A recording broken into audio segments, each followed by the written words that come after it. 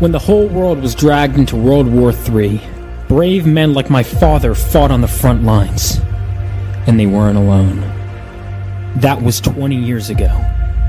Now it's up to us to carry on their legacy.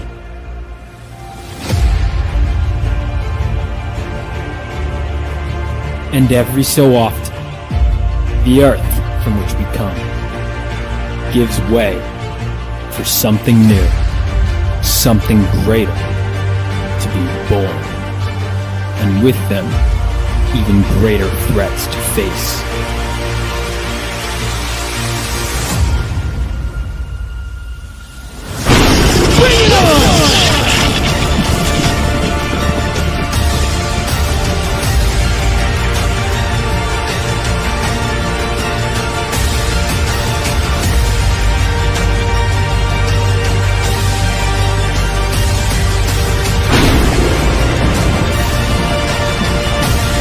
Phenomenova.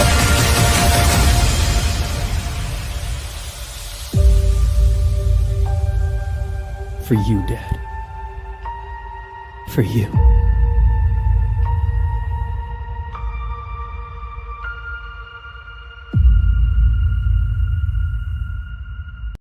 I just want it to be like the Crusader Corps.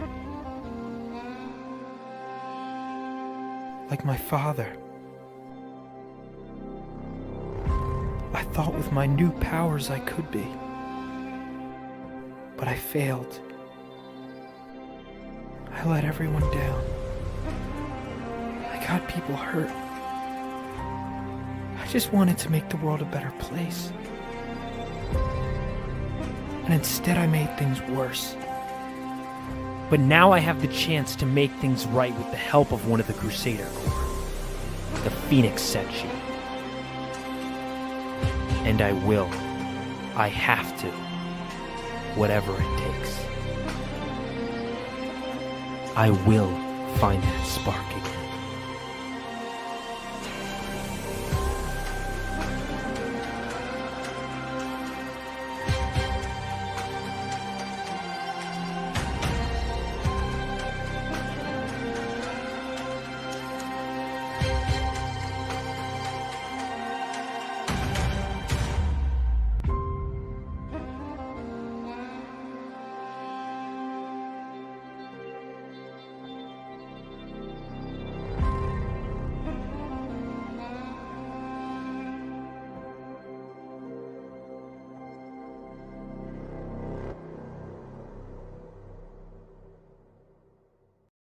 We call ourselves Phenomenova. Yesterday, the Stormbearers, a deadly group of mercenaries, took control of a nuclear reactor. Before we arrived on the scene, Galvanite, a superpowered teenage boy, attempted to stop them. He failed. His story ended there that day. Ours began shortly after. Today, I sift through the memories of that day. I will put the pieces together, and we will bring those responsible to justice.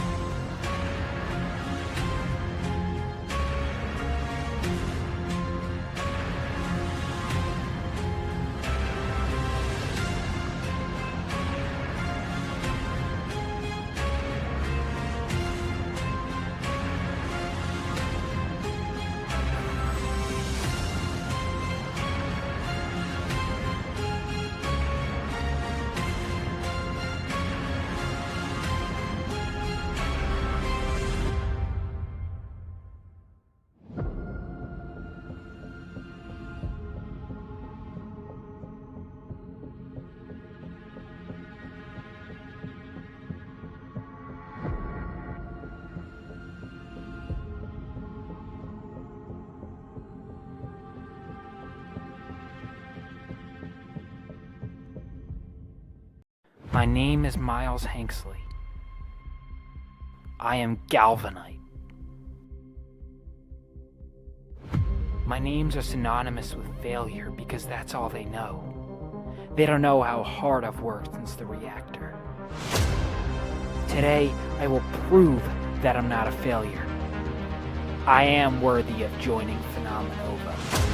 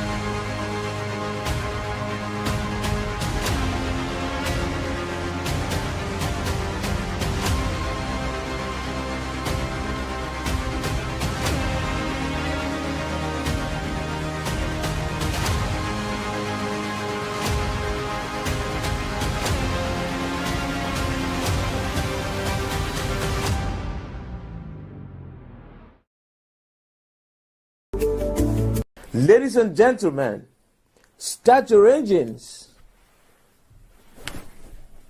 Someone says, what's the future? Vaughn Coleman.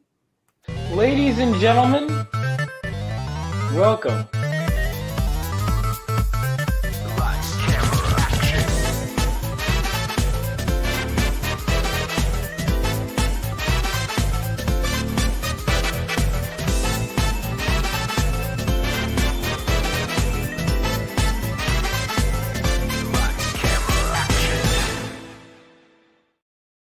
Ladies and gentlemen, we are here. We're ready. 3:30 Eastern or Central. Taking my money if that thing actually... Dude, right? I was like, it's launching for real. And like everything was out of my control. The book, by the way, I might even have to edit I had to edit because it was like, oh, the book was 75% done. And that was what it was going to be when it launched at one point. And now it's like the book is 2 pages away from done. You guys have waited long enough. I'm launching this. We're not even doing this whole song and dance, but I did while the intros were playing. I was blasting it out all over socials. And then on top of that, I was like editing because I realized the 48-hour cover, I'm glad I caught this, was going to be back because it was set 48 hours from when it would have launched yesterday. So instead, it's technically more than 48 hours. I'm actually giving you guys a little extra room, technically. It's going to end on the midnight 10th. So that everything is set to go. We're just going to ready. We're just launching. We're going to hit it and come. Oh, I love when it pause. All right. And come on.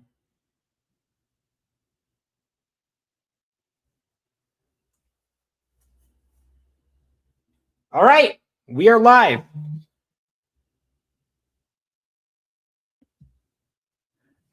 There we go. We are live. Phenomenova issue 4 is live. Let's go ahead and refresh that page.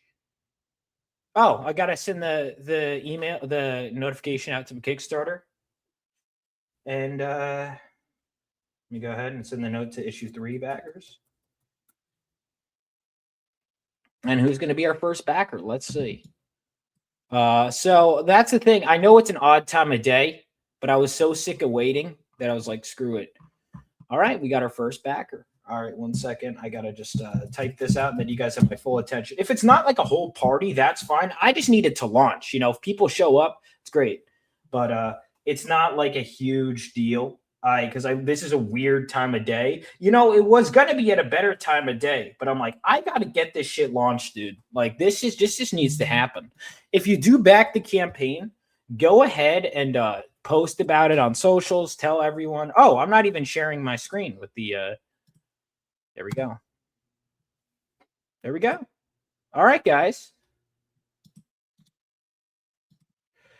Let me go ahead and let's see if there's some Discords. I'm just going to plop the link in some Discords while I talk.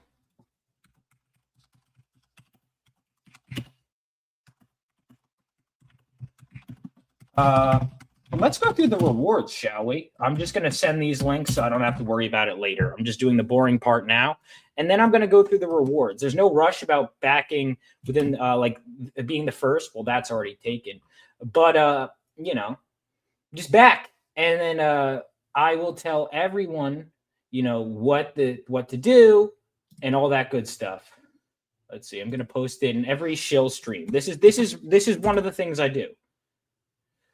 So it's been great, dude. Like all the enthusiasm has been great. And I'm like, I know you guys want it. And the book is mostly done. So it'll be a faster turnaround time between 4 and 3. I've learned some harsh lessons.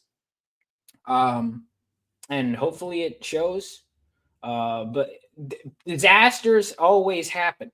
Always. So my goal is to get like everything like as done as possible by the time of the 30-day win. Like I think my artist even said either today or tomorrow, probably tomorrow, the pages will be done. Like he's inking the page 27 of 28 right now. I saw the thumbnails. It's frustrating too because so I have 27 or 26 inked pages right now. But well, I just looked and now it's at 10. Holy shit! Wow. All right, give me a second. Sorry, I'm just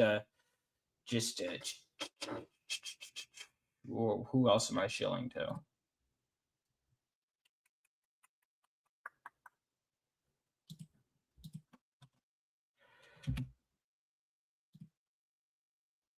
All right. I think I've done enough. I've done enough of that. There we go. And 11. First 4. Thank you so much, dude. And I'm going to read it. I got the fusion. Thank you. Yeah, I decided to actually be creative for once with the names, kind of. I mean, I don't know how creative calling issue 4 fusion, but I was like, you know what? Because I had everything, and I was like, everything and mini prints. I was like, that's cringe. Maybe if I called something cooler, it would A, result in backers, and B, be better. I clicked the link. Thank you. Did you? I'm sorry. I didn't mean to give you like 10 emails. All right. I need to be better about that. I do apologize. What's going on, Selena? Yeah, dude. We're doing so far, you know, I kind of woo! Wow. 13. All right, let's see. At first I was like, you know, we might like get to our goal like soonish. We might get to like that was fucking fast. Holy shit. Holy shit, dude. No one got like one of the fucking huge tiers, did they? All right, I was like, wow, that was fast. No. All right, cool. Dude, I'm so happy. I'm so fucking happy. So, all right, let's go through the actual tiers. Instead of just so all right, Phenomenova issue 4. Oh, okay. Well, I send a lot of the stuff through Kickstarter, to be fair. It is my fault.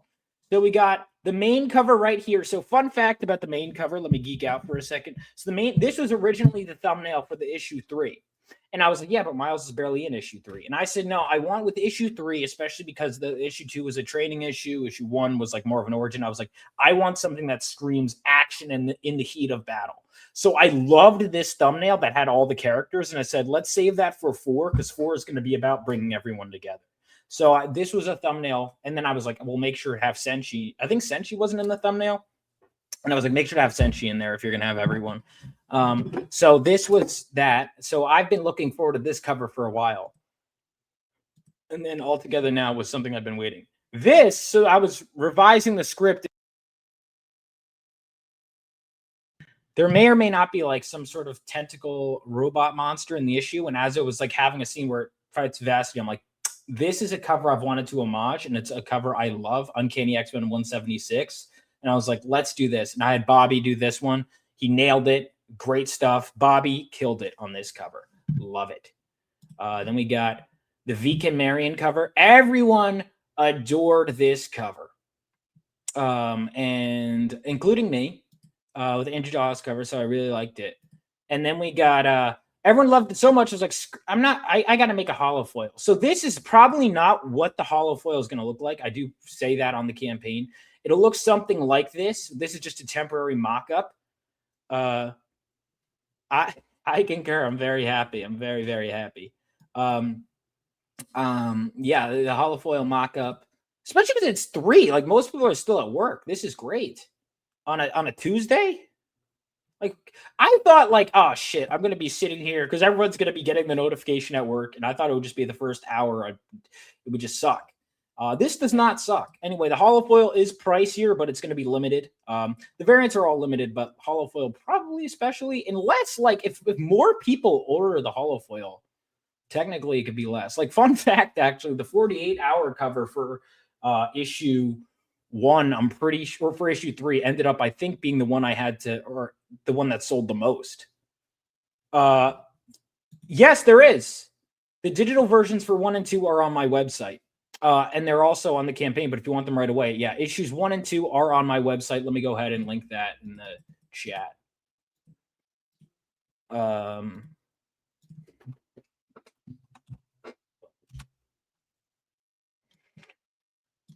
There we go. So yeah.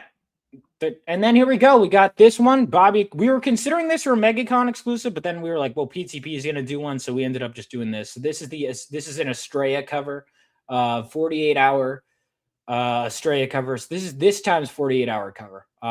Once it's gone, except you can get it if you get all of the other covers, including the holofoil, afterward. But otherwise, if you want this, make sure to get it within the first 48 hours. And then we've got this back cover once again by Adriana Brown, who did it from the last one. She nailed it with this one. I love it. I can't wait for people to stop confusing these two after this issue. That'll be great. Then we've got, this is the opening splash page. And then I looked at it and I said, it's not working? Time out. What the hell? Hang on. Crisis. We got a crisis here. It works on my end. Does it not work for the rest of you?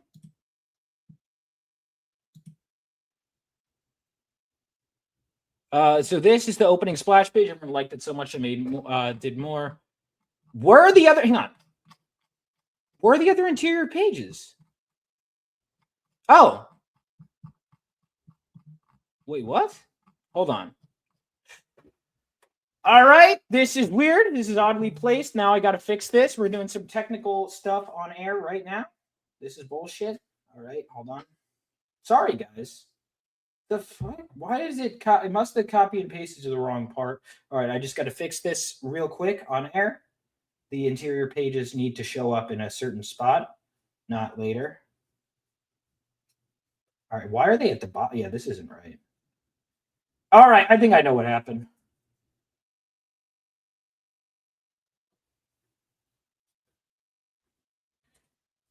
Glad I should have went through this before. They still approved the campaign, though. Look at that. You know what I mean? Can't be too bad. All right. Boom. All right. 1 second. All right.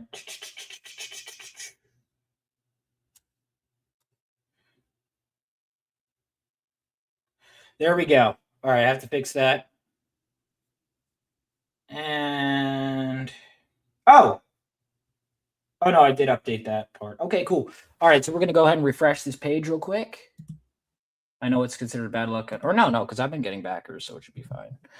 All right, there we go. Hey, dude, we're almost at 1K, and it's been how many minutes? Has it been? It has not been that long. This is. I'm feeling very happy right here. We go. So the interiors, everyone liked this so much, including me. I knew immediately. I'm like, this is going to be a mini print as well. This is cover quality, this first page right here. And then we got, this is like page 2. And then this is 6 to 7. Now there are, if you're wondering, oh, is this just going to be not a lot of, well, I guess 2 of these are action. You are going to see plenty of the team. It's just, this is what I had colored. My colorist works in batches. So like, he'll get them done soon, but like, he'll do like, it'll be nothing I hear for a while because he flats them himself, and then it'll be like a shitload of them at once. So it will be done. We do have the fan art contest. I decided to extend it. And then we got issues 1, 2, 3. And then you can get a mini print of that. And look at this. Oh my God. You could get Galvanite, Blue Shift, and then Go Getter from John Longbox's stuff. We got Ripaverse right here. What? Yeah, that's right. You could get that mini print on the Phenomenova issue 4 campaign. And then on top of that, I decided, I'm like, I don't feel like shipping the variant covers that I have left at the fulfillment center just to maybe, I'm like, let's like the last few that are at the fulfillment center, why don't I put them on the campaign so I don't even have to worry about shipping them around? So there's like, there should be a few Vatican City, or sorry, not Vatican City, Paraberg covers left over. They're going to be double price, of course, because they were limited print run. A few Stormbearers covers and a few Vivacity covers left over at the fulfillment center. My rarest cover from issue 3 is going to be this one, which I regret not printing more of them, but I did promise I'll still sell prints and stuff. But this cover is going to be like super rare. And it's even the few of them that I do have sell really well at cons. And which means they're going to be gone promptly. I should have some left over. If anyone really wants one, DM me and we can figure something out of that. But yeah, so that's pretty good. So now let's go through those tiers. Got digital of issue 4 if you just want $5. Everyone, by the way, will get the digital first. Get the main cover. You got the homage cover, the Viken Marion cover, the 48-hour cover, the digital catch up. Like if you just want the digital issues, we got the hollow foil. We got all 4 covers. Dude, that looks so nice, side by side by side by side. Then we got all the covers. This also includes 1 sticker, 1 mini print, or 2 mini prints, and another sticker. The ultimate catch up, and then this has all of that plus the mini prints and stickers. There's the retailer tier, the VIP tier, and the producer tier. Money, dude! I'm feeling so good, man. This is wow! Holy shit! 20 backers already. Goddamn. So they're going to be limited to what people buy. Honestly, that's how I'm doing it. Is I'm like, you better back it, and then once the print numbers are, because here's the thing, I don't feel like doing a long in demand, because my point of like, what's the point of doing it? I've done this before, and it's like, you know what sucks? Doing a campaign where it's like, we're really closing out. We're closing out for real this time. We're really no, I'm going to close out like shortly after this just to get the print numbers in. Let's get this shit out of here. Like, I don't want to do like the fake closeouts. It's because I want this shit just the point of the campaign to me is to get the money I need, get the books in your hands. We're on to the next one. That's what I want to do. So like right after issue 4 is done, we're moving into issue 5. And then depending on how well this does, we'll move through 5, 6, 7, 8, you name it. I've written the first 9. I have plans for more down the line. Woo-hoo! What are we going?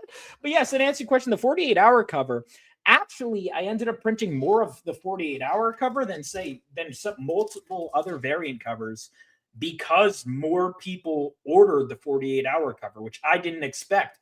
Everyone expected it, I guess, to be more limited. So as a result, it ended up being. So it depends. If it's entirely, my goal is everyone who orders it within the time is going to get it. But it's limited in the sense that I'm only going to print what I need and a little extra just for the safety.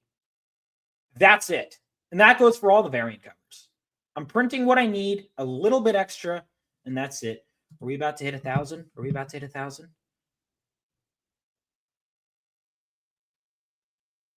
Come on. Come on. So they are limited. They're all limited. But like if 1,000 people ordered the hollow foil, which isn't going to happen, then yeah, I'd print 1,000 hollow foils.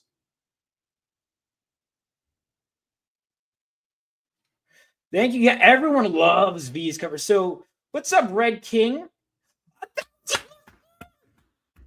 Let's go. Holy shit. Holy shit. Oh yeah. You guys rock, and this issue will not disappoint. This is probably my most fun issue yet. I'm not saying there's not going to be some hashtag drama, but there will be fun. It'll be fun, and then we're going to hit you. I'm going to hit you with the big sad. with issue 5. It's gonna get dark, dude.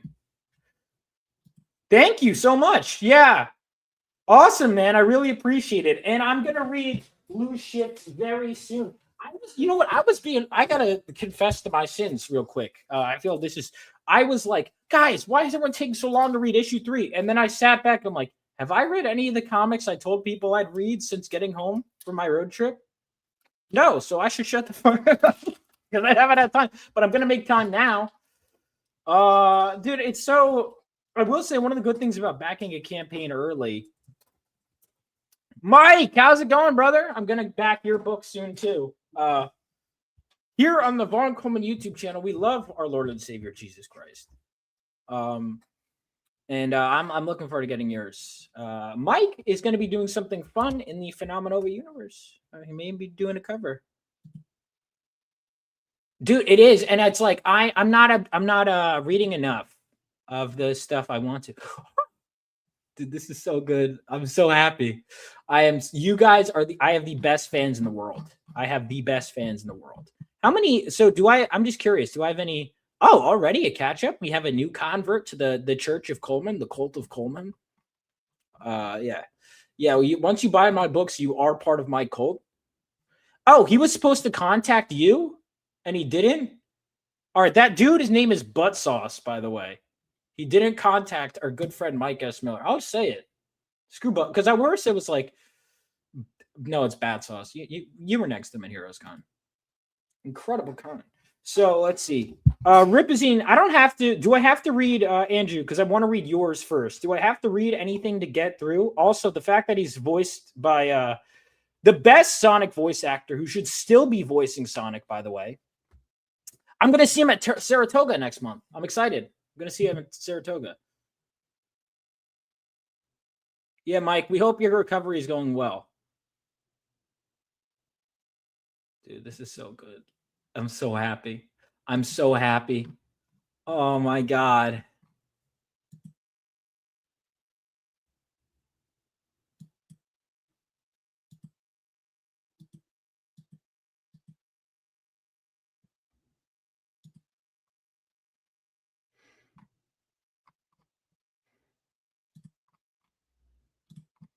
Dude, I'm so happy.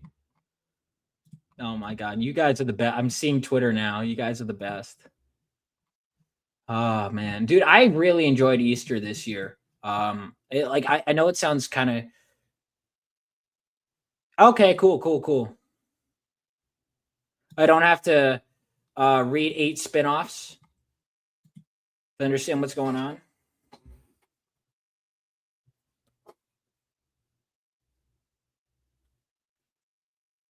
Oh, wait, I think I turned right to Blue Shift. Also, redheaded men don't get enough love. I just want to say that.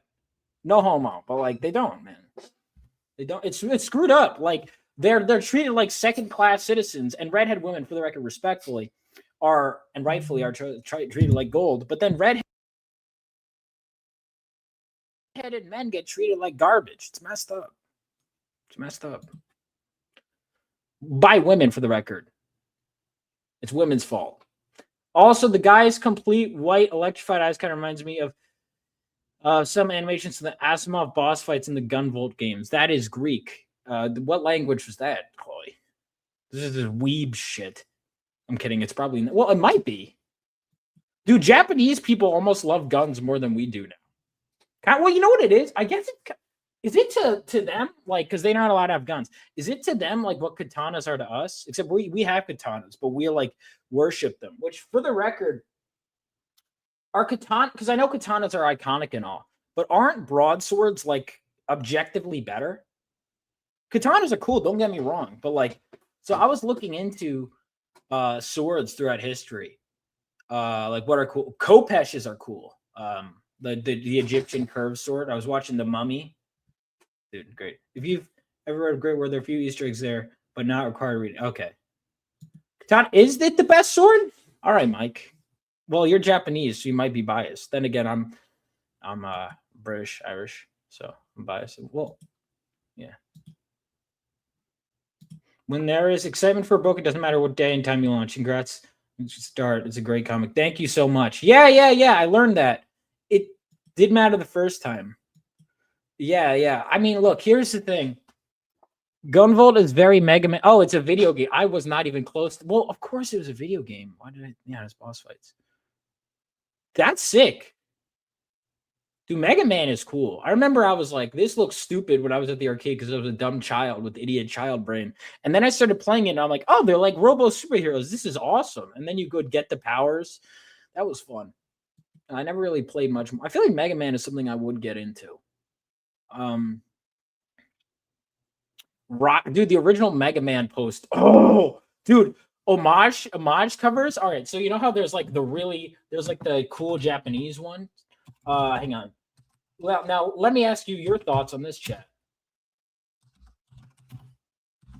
What do you guys think of doing an homage to this classic video game cover right here for Phenomenova?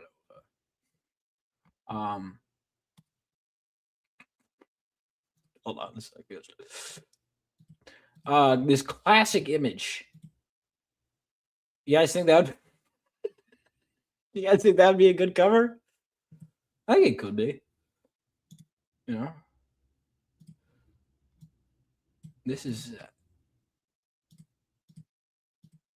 dude. If an artist turned this shit in, I would ask for a refund. Like if I got paid an artist and they turned this in, like I don't. Like, how did this get through publication, bro? And it has the seal of quality. Dude, look at those legs, man. Phenomenova homage cover. I do want to do more homage covers. People seem to like this. I kind of did it. I had ideas for them for 2 and 3. And in fact, I'll share some rejected ideas. Here's a rejected idea for... Dude, but the thing is, the Japanese one is beautiful. Rockman, I don't know how you get Mega from Rock, but this one is. I love this one. Like, but then they're like, yeah, I guess this is revenge for us nuking them. Is we get this shit. Oh, you Americans like guns, right? This is what you Americans like. It's like, all right.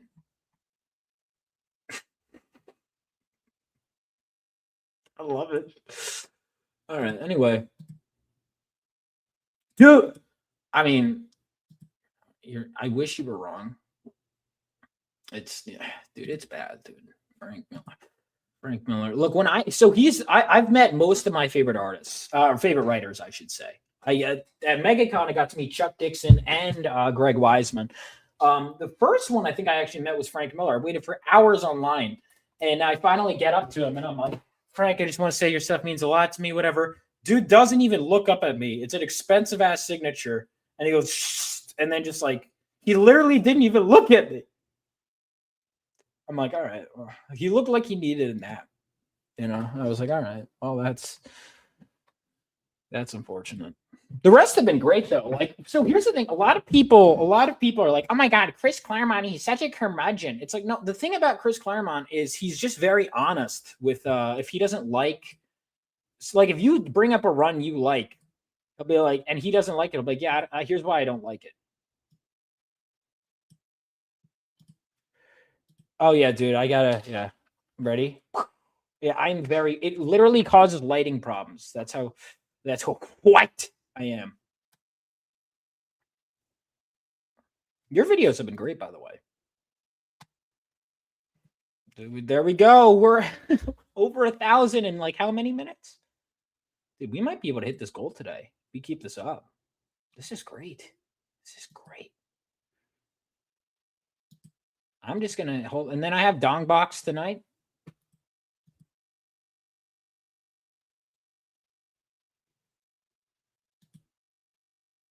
Thank you, Dale. So, you know what? All right, let's put in the chat. Okay, so I'm going to just finish my thought. So this was I always come up with a list of ideas for homage covers for each issue. And then I'm going to try and start doing them, but I'll have like multiple per issue that can work. Here's one that I considered for 2, but then I was like, I have enough covers. I'm not going to do anymore. I think it was number 4.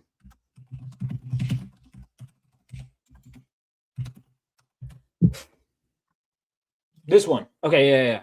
This cover was one of the ones I was considering for issue 2. Right here.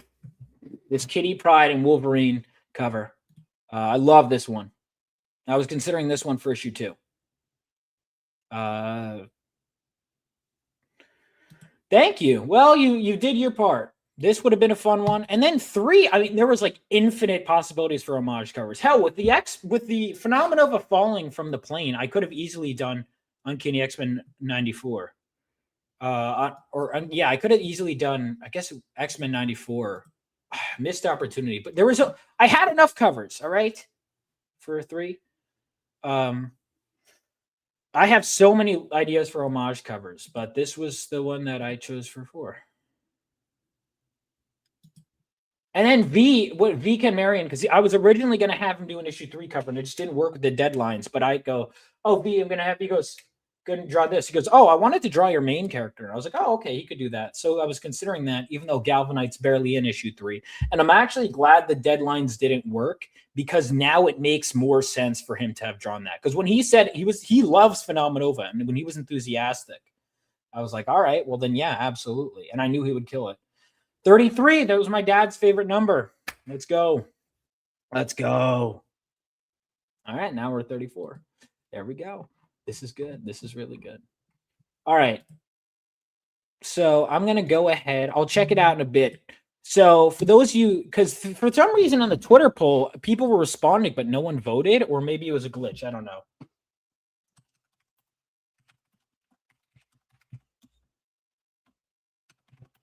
So there are, and this is going to be harder to do, later on, but right now there are 4 members of Phenomenova, because Galvanite is, of course, not a member. He just kind of showed up. So I'm going to put them in order based on when they joined the team. All right. So issue 3, I know these are still all brand new characters, but I like that their personalities all resonated, because they're new to you guys, but to me, it's like I've had them forever. I just put in the poll, who is your favorite Phenomenova character of these 4? There's Estrella, Force, Vivacity, Thermo. Estrella is the only one who we knew beforehand. Obviously, the amount of time they get I knew was going to play a factor.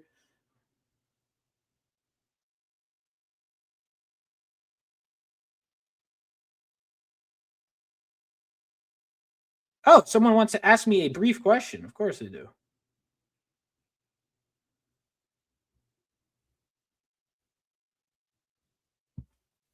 I also do want to say, hold on, I'll answer your favorite X-Men cover. I'm going to hold on to that because I got to think. There's so many good ones. Oh, I homage 2 of them in Phenomenova issue 3.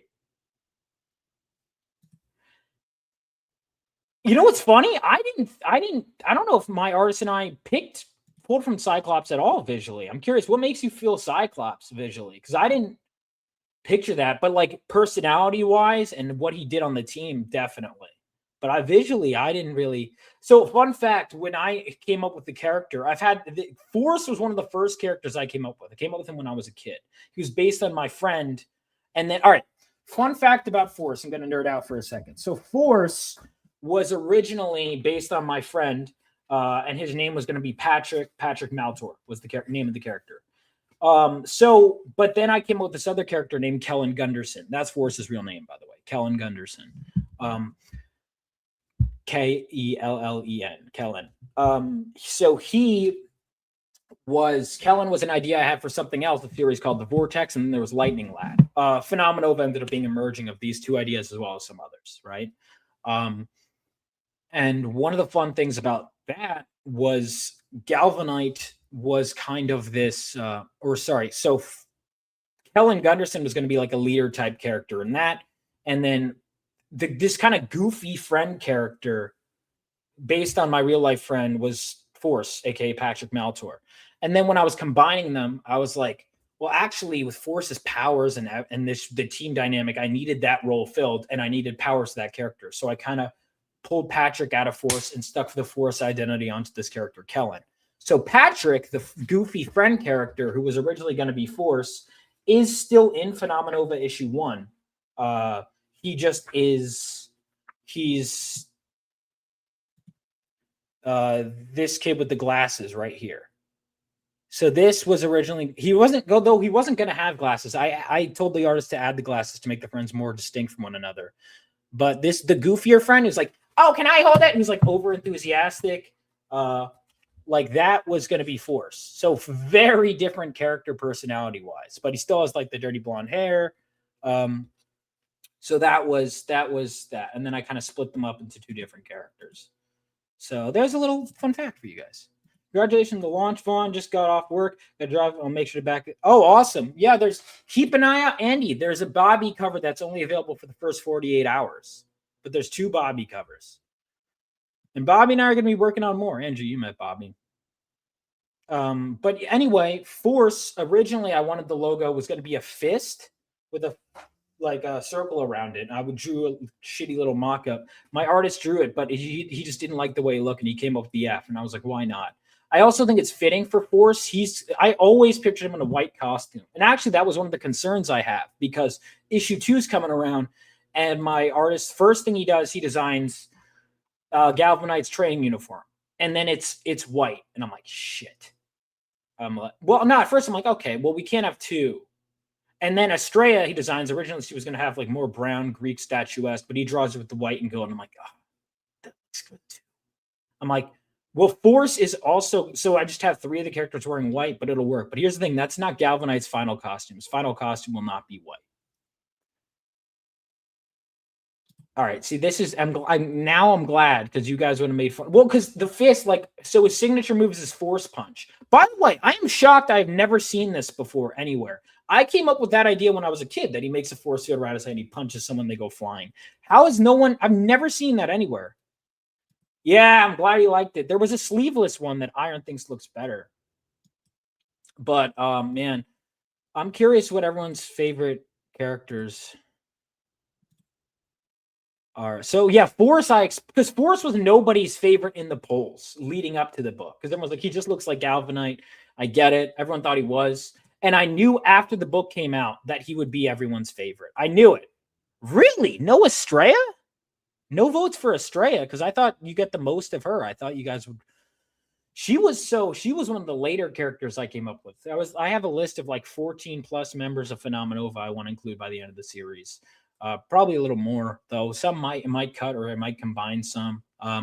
But Estrella, aka was originally Lady Justice, but then that was too common, was one of the later characters I came up with. But then she ended up being one of the better ideas, because of course I'm smarter, I have more references and everything. And when I came up with her, I needed someone to be the psychic role or the detective, and it was just, I needed a certain role filled, and she fit right in, more so than characters that I'd planned to introduce. But so back when it was called Lightning Lad, the original character, the lineup of heroes was going to be Lightning Lad, who eventually he was Josh Hanksley, who's now Galvanite, aka Miles Hanksley. I will reuse the name Josh Hanksley for something. I haven't decided what yet. I have an idea, but I haven't decided what. But Miles, he runs fast and works better for the character. And then we had Force, but that original version of Force was going to be his friend. Basically, what it was going to be was Miles was going to get sent to superhero school, and he was going to have a friend there. So Freddy was his normal friend, and then Patrick was a superhero friend. And then there was going to be this edgy vigilante character named Daymare. And the 3 of them were going to fight Dark Cloud together. That was the original movie. The first movie was going to be them fighting, those 3 fighting Dark Cloud. Daymare, I still love the character, but I decided to go darker with him and do something else. What's going on, Dave? I update blasted your book. But if everyone hasn't checked this out, you should absolutely check out Perfect 10. It is outstanding. Great book. It's one of the best indie superhero books out there.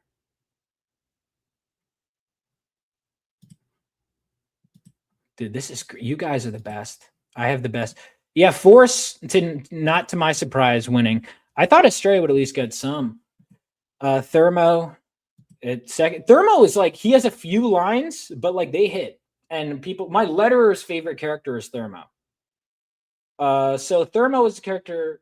Vivacity came up with in high school. Same with Thermo. Came up with him with a friend. So there are like multiple stages. That's one of the things that's cool about this. Hotline was a more recent. She was based on someone else, and then I had already had that character, and then I just kind of asked Sukeisha, I'm like, can I base her off of you? She's like, yeah, that's awesome. So there we go. Dude, just this is I'll be honest. So I had seen the thumbnail, so I was waiting for this cover to come together. This is my favorite cover just because it's like seeing them all like this. These characters I've had all together. And that phrase came to me right away, all together now. It's just, this is probably my favorite, but I understand why so many people love this. To me, it was like Galvanite. He's newer to you guys, but it's like, I'm just like, I've seen enough of him. But I do love Galvanite. Hotline is best. I love Hotline. She gets more time in this issue. Because initially she kind of didn't have that much personality, and I decided to add more. And I'm kind of finding distinct voices for each characters. And it's fun. It's really fun.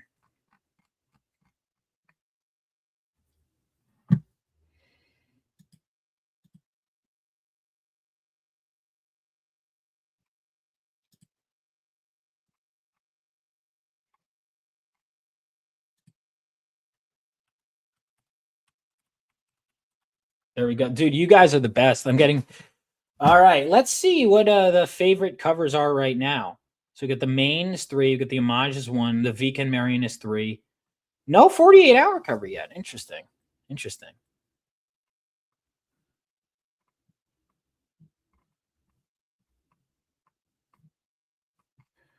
All right, here, I'm going to go ahead and post that up.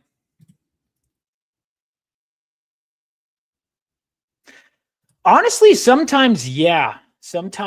Hold on, let me hold on to this because this is good. Need to talk to Hotline for customer service reasons. Congrats on the 4th issue and new relationship with Mikey. Who's Mikey? Am I missing something? Mikey. Hail. What's up, Buzz?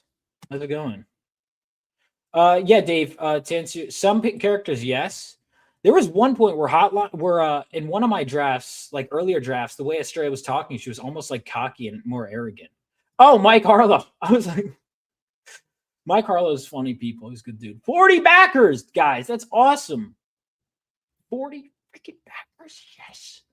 All right. You guys aren't as degenerate as I was expecting. This is a good cover otherwise. It was actually way more cake earlier, and I'm like, all right, this is too much. Like, she was basically in the thong in the original art. I was like, we gotta. All right, so I'm gonna go ahead.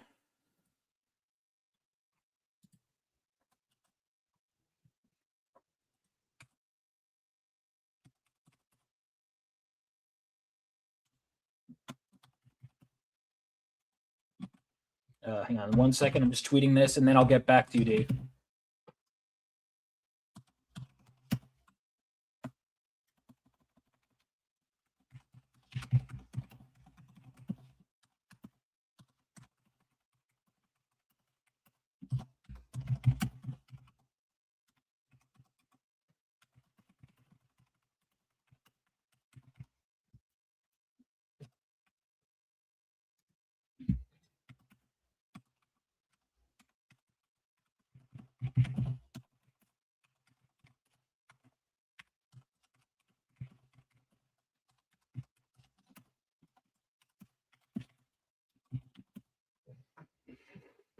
Well, maybe a lot of people are getting it as an add-on because that's another thing. I can't see the add-on straight from here, but we'll see.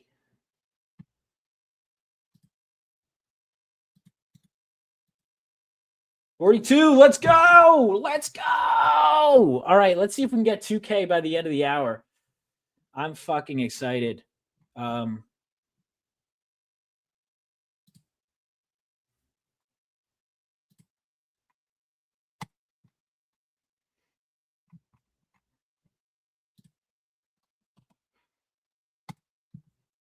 Man, this is great. Yeah.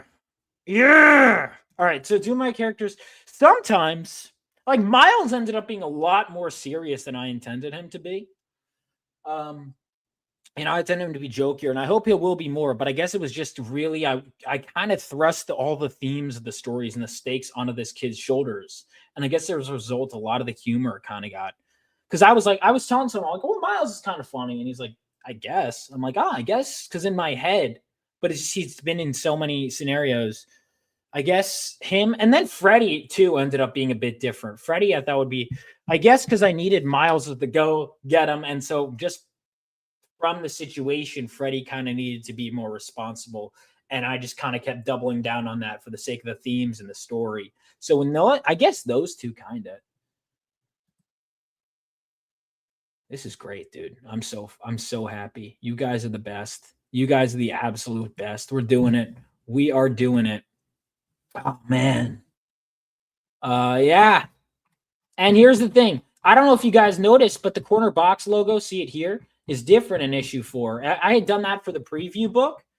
And then I decided, you know what? Screw it. I'll just do this for the actual issue too. So that's if you look at it's Michael Rushbrook did that trading card art, and I decided to switch the corner box logo.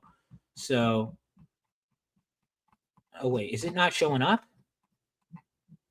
What the hell? All right, all right. Sorry, gotta fix something. Gotta fix something on the campaign real quick. Thank you so much, Dave. You're the man. Everyone, check out Dave's book. Dave, if you have a wrench, post the link to your own campaign, brother. I want you to succeed, not for any other reason. And then I want more of your books. All right, why is it not showing up on here? Hold on, this is weird. Give me a second. Gotta refresh. It's showing up on my Mac. Why is it not showing up here? All right, I'm gonna repost it. Sometimes you just gotta delete and then put it back. This one image is showing up here, but it's not showing up on my campaign. I don't understand why. It's not showing up at least on my. But I assume that means it's not showing up. I always assume the worst just to be safe. I adapt. But the trading card for Galvanite. This was going to be an issue. Basically, if I don't get a stretch goal, that's transferred over to the next one. And then I do have plans for. I've been debating if I want to do a Vivacity trading card or a Force trading card for my if we get to a second. So here's the thing: the faster issue 1 goes, that will let me know if I need to start prepping. I decided not to do day 1 trading cards just because I'd rather put that money toward another book and really keep the stretch goals as bonuses. I decided to do that. What's going on, Dean? How's it going? Thank you so much, Ram. All right, let's go ahead and I'm going to refresh this page. Hold on. I haven't looked at the new number yet. All right, there we go. All right, so real quick, the Michael Rush book trading card art that did not, unfortunately, we had to hit 20K for the last campaign, but if we hit 20K, everyone will get a trading card with this art right here. I need to write up something new for Galvanite. That's the thing. When I write trading cards, I always make sure, because I'm a writer first and foremost, to include information that isn't in the book itself. And so I already did that with issue 1 with the training with the debut costume. Now I have to do it with the trading uniform. I'm gonna have to do it again whenever he gets his final costume, but I'll have plenty of time. But so I have to come up with even more information, and that's tough with Galvanite because he's the one we spend the most time with, which means we already have plenty of information about him. That means I have to dig deep and say, what else don't we know about him that I could put on a trading card? And that's going to be fun. And then I'll have you guys vote on who you want the 30K stretch goal trading card to be, just in case. But let's go ahead and see where we're at. 44, baby! Let's go. This is great. All right. 44 backers. You guys are the absolute best. I love all of you. I really love all of you. If you back it, share it on socials if you can. It means so much. You guys rock. You guys really, truly rock. 45. Let's do it. Yes. Yes. Oh, man. This is great. This is great. All right.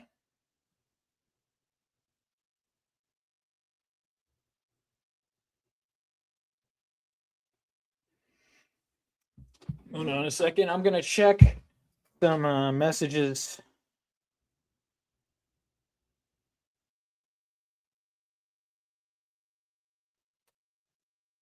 Oh damn, Sammy 3P is in Twitter jail right now.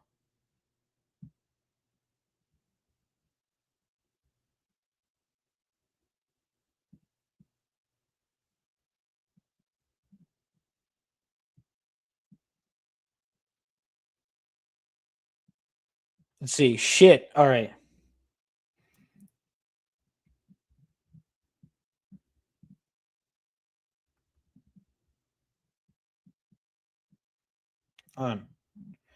Sorry.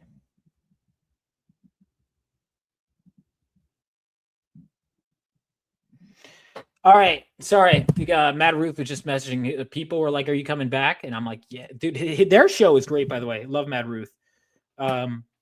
Dude, this is so good. Force sucks. Yeah, Bobby hates Force, and he is the he hates Force as a character, and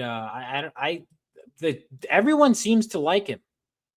He's read issue 4. To be fair, do you think people will dislike him? I don't know. Estrella. Okay, so the results have changed. Right now we have Force leading, but not by. It was originally over 50%. Vivacity has gone way down in popularity. Estrella has gone way up. She was at 0 for a while, and then Thermo has remained pretty consistent at the second place. So this is interesting. This is really interesting. I am so excited, dude.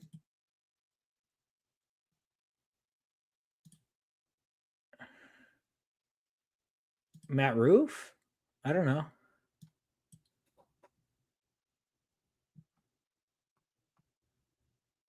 Oh wait, is that for the FanFest guy? Yeah. I mean, we got 45. Come on, can we get to 50? You guys are so. You guys are great. You guys are the absolute best. Yeah, I'm gonna do like an hourly poll, I think. So, although I launched that one way later than I probably should have. Oh, Mad Ruth. Yeah. Mad Ruth. Yeah. Good people. Love Mad. Friday nights is one of the most fun show. Dude, this is so good. You may even perhaps see a Phenomenova Dean James cover at some point. Perhaps.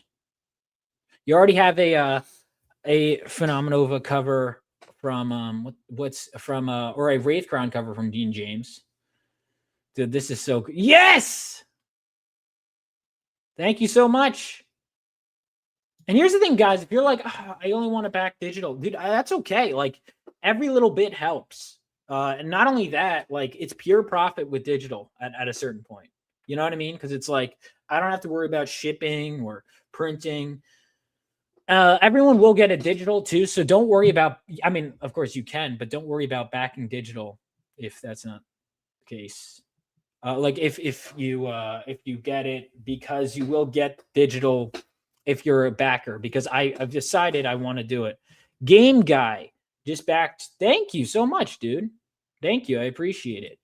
All right, let's see. We're at 48 backers. How much further can we go? How much further? Let's see. 49. There we go. There we go. Oh my God. I love you guys so much.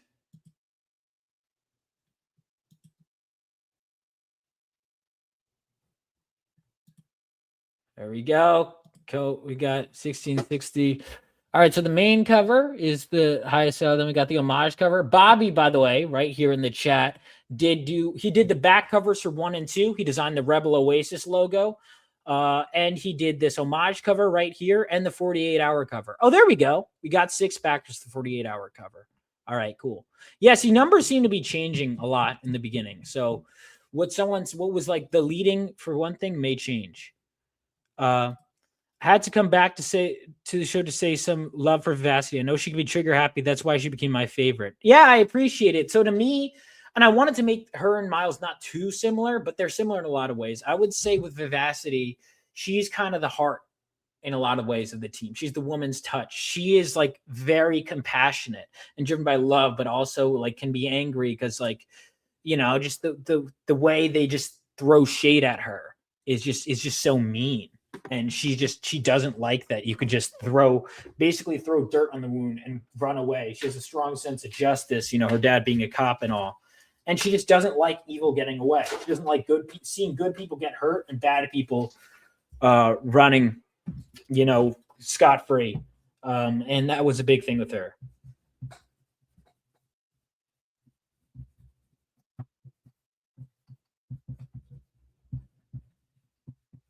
Hang on, I'm writing polls.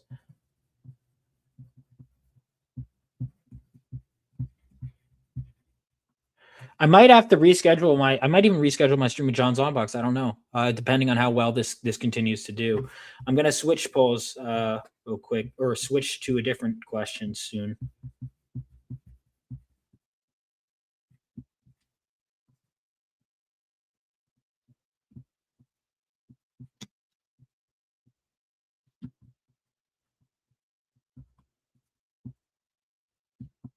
I am so happy, dude. Yeah. No, that was one of the things is she's like very much, I will say despite like Estrella has been a hero for a while, but she's the only one that was a full hero doing her thing before being asked to join and joining Phenomenova. Vivacity and Force were members of the team, and there was a third member, Bobby knows what I'm talking about, who hasn't been introduced yet. That was also one of the original three. There were three members that formed Phenomenova: Force, Vivacity, and there was a third. Yeah, that's what I was about to do. I was writing a list. So you guys want to put your votes in if you haven't already, Phenomenova fans. Ready? I'm going to give it an extra. I'll give it until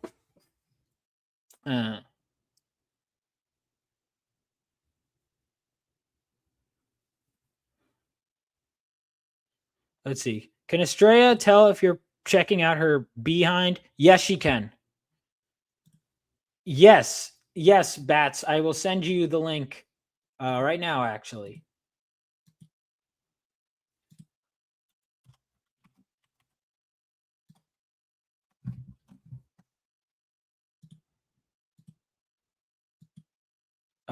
She can. She can sense the world and body language. In some ways, she could almost see better. Bro, I finally sat down and read all three. I'm honestly blown away. I was just about to make a post on this. Thank you. Well, please do it. Honestly, that means a lot. That means a lot. No, that's one of the things is there's so many people that buy it to support me. But I know I'm like, I think like, especially issue 3 is by far, dude. But issue 3, I keep looking at it, I'm like, wow, we really, because, we kept revising. So I'm really glad that you liked it. And I think my whole thing is just getting it in as many hands as possible. So if you like a book, even if you're like, I barely have any followers, I cannot tell you, even just typing in chat, let people know that you like it. It goes so far.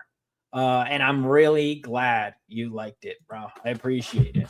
And issue 4 should come out faster than 3 because 3 was like we had barely any material before the campaign. 4, like from the trailer, you'd think I don't have a lot of material, but I actually do, but it's not a lot of colored yet, but it's going to be colored. I'm not gonna lie, I had goosebumps and even teared up at times. It's all right. Aw, thank you so much, man. Yeah, I with the first one, I'll kind of touch on this a bit. So the whole thing with the dad was originally, so obviously the character's a little inspired by me, but I went back when I came with the original idea. I kind of just would never really knew what I was going to do with the dad because I for a while. And I kind of combined it with a few other ideas I had. And initially, when I finally did something, it was issue 2. I was writing it years ago. And I came up with the idea because I was like, what do I do with the training? And I was like, well, what if I make it find the spark? And what if I make it mean something? And that was the first time I had come up with the dad thing. And initially, it was going to be only in issue 2. And then when I kept rewriting issue 1 over and over and over again, saving that and I'm like, why am I saving this for 2 eventually? Because so many people would rip me apart with the first issue, be like, it's all right. And I'm like, no, it needs to be great. And finally, I decided to open, because I had the World War III stuff and I had the dad stuff. And I was like, well, initially there was one because I knew the World War III shit was so cool, but I was like, how do I make it not an exposition dump? So there was a few ideas. One of them was an opening narration. One of the ideas I had in one of the scripts was they were in history class and learning about the Crusader Corps. And ultimately, when I finally figured it out and it finally clicked, it was, well, what if the world history is told like a father to the son, and then we have the dad die, and then we transition. And so now, instead of it just being an exposition dump, it means something. And again, that's why, like, to people who are writing, dude, don't be afraid to like rewrite your ideas and refine them and take the time you need. It will get better. Like, really let people rip you apart. People that are going to be honest. That's the only reason I have good stuff, is because I had people tell me, because there was always a good idea, but it needed to really just refine. But Caught, how are you able to put 3 books in only 4 years? That's it. It hasn't even been 4 years. Yeah, no. That is not true. That is simply not true. All right. Ladies and gentlemen, we got this guy.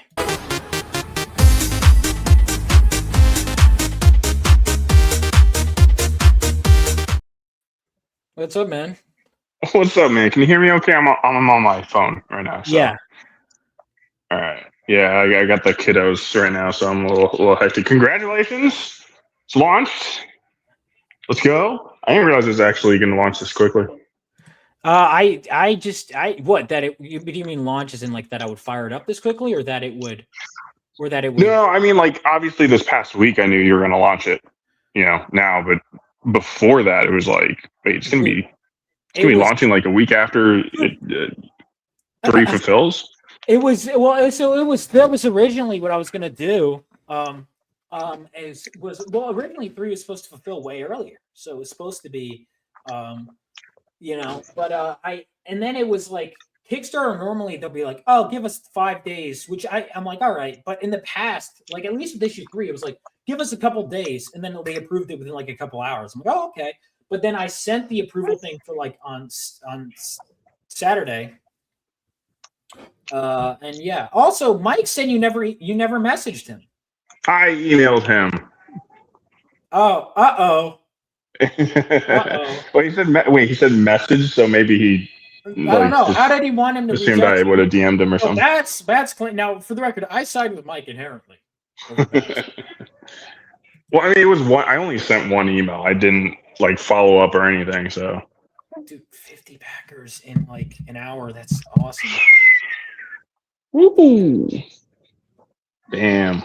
Mike was. I haven't even got to. Thank you. 50 backers. That's awesome.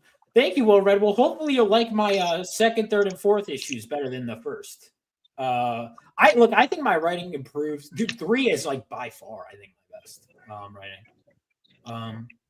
Although as of right now, yeah. 2, yeah, I think 2 is 5 is probably my favorite that I've written so far. But I'm really like 4. 4 I liked, and there was one point where it's going later. What should I search? Bass doesn't come up. Bass sauce on Twitter, or wait, He's trying to find your message, dum. My email, it's my last name, so Battalia. Like, it's my last name first. I don't want to give out my. Yeah. All right. If you search my last name, Battalia, Battaglia, it should pop up in your email. Awesome. We got Aloha Vaugh. It's Vaugh, Joe, but thank you. Aloha, Bats. What's going on, Joe? Joe is next to us, of course, at HeroesCon, and he designed a character that's making his first appearance in Phenomenova issue 4. A small role, but he'll be more, and more importantly, he kind of is meant to show greater implications of the world. And that, of course, is Professor Powerhouse. So Professor Powerhouse is from a group called the Pantheon Guard, which, fun fact, was in one of the names I considered for Phenomenova at one point. I ended up thinking it didn't really fit, but I kept the name around because I knew I wanted to use it. And then I found a team that it did work for in my universe. So the Pantheon Guard is going to, at least as a concept, not the full group, but they're going to be introduced through Professor Powerhouse in Phenomenova issue 4. And Professor Powerhouse and the Pantheon Guard logo were designed by Joe Bernardo right here. And what's cool about this, so he has kind of a bit part in Phenomenova issue 3. You don't even see his full masked costume, right? But I wanted to, for the preview book, do something special. And so Joe does have a character design that is in the preview book, the MegaCon preview book, which I think I only have last I checked 23 of them left. So if you guys want that, yeah. I told you did not order so many, and you ended up selling way more than I thought. And for the record, I would have sold more. City got nothing. That's coming from in a PA system at a 50s hospital. All right, coming in 51 backers. Yeah, I guess he's saying. I'm very clear. Oh wait, sorry, I'm distracted. My bad. Where is? I'm trying to find this. I want to show off this design, this character design. Professor Powerhouse. Yeah. Where is it? He's a nerd. He is a nerd. He is a nerd. Did I post it on Twitter at one point? I think you have. All right, I'll find it. Anyway, that's his line. That's what he said. I challenged Professor Powerhouse to a bench. Guy thinks he can impress me with that name. All right, so let's keep this going. I'm going to come up with a new poll soon, but let me go ahead and find the Professor Powerhouse design. Oh, I pulled it up on my Mac. I forgot I can do that. Can you still hear me over here? I'm walking away from my phone, so. Yeah. All right, cool. What so was it's going this through my marketing headphones. strategy, buddy? Oh, my marketing strategy. Okay, so I have a couple. I've been trying to lay down. It's hard to get out the word the way I want to with my schedule and watching the kids and stuff. Yeah. But going down to MegaCon and Mega, I was able to learn a lot while I was there. So I know we didn't profit, going down there. It's fine. Like I said, we're gonna recoup it. But yeah, I think I learned some invaluable lessons. So I mean, put that on the bank. One of these strategies that was used on me to get us to give them money from this business, I think we can implement this into the Rebel Oasis marketing strategy, and I think others can too. So essentially, well, first off, we need to go down to like the desert, like in Utah or California or something like that. And what we need to do is first off is buy an ATV dirt biking business, because who's not going to want to ride those bad boys, right? First off. So it's going to be 100% profit buying that business. And what you could do right there, you take that profit, cycle it back into the Red Boys studio production of the comic books, right? Yeah. Genius. So what you do then, you get the customers, because you're running a tour service, and halfway through the tour, in the middle of the desert, you stop them. And at that point, because of the implication, you're going to be able to market to these people much easier the comic books than you would if they didn't take this ATV tour. Right. So we want to like basically threaten people into. No, I did not. Whoa. Listen, get that word out of your mouth. Mm-hmm. It's the implication. The implication, right. Okay? I get it. It's the implication. All right? And sure. I could just see it worked on me. It worked on me, happened to me, and they made profit off me. And I can only assume that we'd be making profit off this idea as well. Right. Yeah, no, I mean, I think also maybe like kind of like Somalian pirate style, we could be like getting on boats and just say, hey, you want to get Phenomenova with a bigger boat, Because the implication. Not because we're actually going to do anything, but the implication. Like, we would never do anything. Nobody's heard of these people. Nobody's heard of these people. But we might be like, hey, you might need some reading material in the desert or in the ocean where it's all alone. So this is just like a marketing strategy business that people aren't taking advantage of, and that's thousands of potential customers buying power for comics that I think everybody's just missing out not doing. Right. No, yeah, I mean, you make some points. Some points, yeah. Yeah. Yeah. So I'm glad. Yeah, well, I think it's important to come on these streams and not just for the sales of the comics, but to get some education. I think people will get some real value from this education, along with my original El MegaCon story. So yeah, you're welcome. Yeah, man. Yeah, that was. I'm really glad I listened to that. All right, so I'm gonna go ahead. All right. Well, real quick, I am just going to share something. I'm going to share the Professor Powerhouse design. What's going on, Emily? How's it going? Las Vegas does have a desk. I'm going to be in Vegas this month at Level Up Expo. So that's going to be fun. Going to be really fun. Oh, wait. I have to. So here we go. Professor Powerhouse. Wait, why is it not? The bats is gone? Okay. Let's see. Why is it not? Is it not sharing? Sorry, dogs are barking like crazy. Hold on a second. Why is it not? It's not sharing.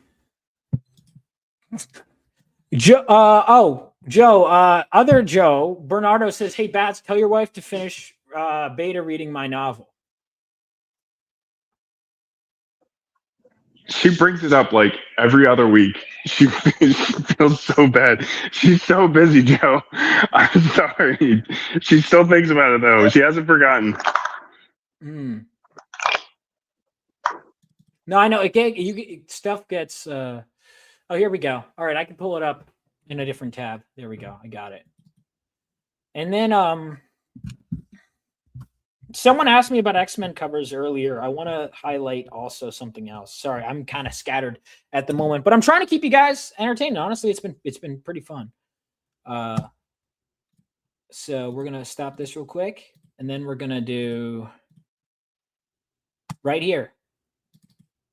Oh wait. Professor Powerhouse. So you could see this original layout right here. Nerium really brought it together. I had all these separate art pieces, and then Nerium really brought it together. But Joe went above and beyond. He was explaining how the tech would work because Iron Man is his shit. And so you get to see this whole character design right here, or Professor Powerhouse, this true thing, is not going to be in issue 4, right? But we have the preview book for Phenomenova issue 4 / the Wraith Crown, which is technically the first appearance of Professor Powerhouse. It also has some script pages, and that is available right now on my website, rebeloasisstudios.com. I'm going to be at a con this weekend. I have about 20-something copies of this preview book. Now, based on the way it sold at the last 2 shows, let's put it this way. Before Awesome Con, I had 155 of them. Now we're down to 20-something, right? So I won't expect these to last that much longer. If you want the MegaCon preview book, order it from my website, and I'll sign it for you because I have all of them. They're not at the fulfillment center. Whatever else is in your cart, I will sign for you if you get it on my website. Let me go ahead and put this in there. And then if you ever see Joe, get him to sign it. Joe's art, both Joe's, Bats and this is the PTP cover. And then if you flip it over, it's also a preview book of the Wraith Crown. So it's technically the first appearance of the Wraith Crown. So let me go ahead and get your copy of the preview book if you want it. It has black and white artwork. It has script pages. I wanted to, instead of just doing a preview, books typically are just the first couple pages and that's it. I wanted to do something that's actually unique. So you can get that and then get the actual book and not feel like, oh, the preview book was just not, it was obsolete. No, I wanted it to be something special. So let me go ahead now that I've done that. I've kind of gone on that whole tangent. Let's go ahead. All right, we are at 53 backers, dude. This is great. This is fantastic. I am very happy. Let's see if we can get to 2K by 5. If not, that's okay. But let's see. Let's see. We got 1,000 within the first however many minutes. Let's get those numbers in, ladies and gentlemen. This has been great. We're gonna go ahead. And here's the thing: the better this does, the more because that's one of the things is the more confident I am with spending money on more products, more even spin-offs and getting. I'd love to be at a point where I could be putting out a book a month eventually, or just the more books I could put out. I want to just keep fucking gunning. And 54. Thank you. It's great. Mazel tov. Thank you so much, Arvid. I'm excited for your book, Band of the Crow. Dude, Band of the Crow #1 was fantastic. Really good book. But yeah, we got 12. We got 12 people, 14 people watching right now. Just back. Thank you so much, Arvid. Good people. Arvid's good people. What face? What was my? Did I just make a face? I don't know. You have excellent taste. I agree. Really like how I added page scripts in the preview. Thank you. Yeah, that was a big. I was like, well, actually, I did have enough pages, black and white pages, not colored pages, but I did have enough black and white pages for the preview book. But I decided, I think it was Bobby's idea actually to put script pages in there. And I was like, yeah, actually, that'd be cool. Put it side by side, and I think it was really cool. What's up, MSK? Such a miss not doing that for the Wraith Crown. Dude, we should have. I messed up. I totally forgot. I do. Yeah, this is bad. I do need to do that. I had a bad one yesterday. This forehead streams. I gotta stop doing that. Yeah, it's a big problem. 54 backers. Woo! This is awesome. Yeah, dude. All right, so what can you tell us a little bit about issue 4, huh? Well, hold on. Let me end the poll real quick. So, look at that. So, Force is the fan favorite right now at 52. Oh, all right. Someone just voted. All right. I'm going to shut down this poll now. You guys have ready? 10, 9, 8, 7, 6, 5, 4, 3, 2, 1. Okay, look at that. That was interesting. It really went up and down, but consistently, Force is the fan favorite character in Phenomenova issue 3, followed by a 3-way tie, Vivacity, Estrella, and Thermo. So 52% said Force is the best, and then Vivacity, Estrella, and Thermo. I thought it would be. Those 3 are all tied. I'm surprised. 55 backers. Let's go. I assumed Vivacity would be a clear second. Oh, really? I thought she was your least favorite. Well, yeah, not me though. No, wait. Vivacity's not my least favorite. That is Helen Keller, the superhero. Estrella's your least favorite? Estrella's Bobby's favorite. Just because I have a deep hatred for the lie that is Helen Keller. So, yeah. So having a superhero is basically Helen Keller with powers. Sorry. It's a no for me. There we go. 56 backers. You guys rock. This is great. All right. It's pretty good. It's a pretty good start. Yeah. She is deaf too, Bobby. I've told you this many times. You've written stuff with her. She's deaf. Estrella is deaf and blind. She says it in issue 2. All right. Anyway, I was going to have hearing aids, and then we just kind of forgot about them. I realized after the design, I was like, oh, wait a minute. You didn't draw the hearing aids. And he was like, should I add them? I'm like, that's fine, actually. But I did that. If she has hearing aids, then she wouldn't be like legit like Helen Keller, deaf and blind. Does she have a British accent? Like she does, kind of. I decided to give her one. Wait, why is Estrella, the Greek Italian hero, have a British accent? I'll tell you why. What's going on here? He speaks fluent English, correct? Okay. Okay, so like without an accent. Now, when I came up with that, I realized there's 2 possibilities. Either one, she would speak it British, which many who are in Europe will speak with a British accent if they're not from England, if they are fluent in it, because that's their No, native English. no. They Sometimes. typically speak with, like, if they're from Italy, an Italian accent or No, a they have German accent. some speak with a British accent, dude. Some do. I tried with the voice actors multiple ways. Really, you can listen to it anyway. 57 backers. Let's go.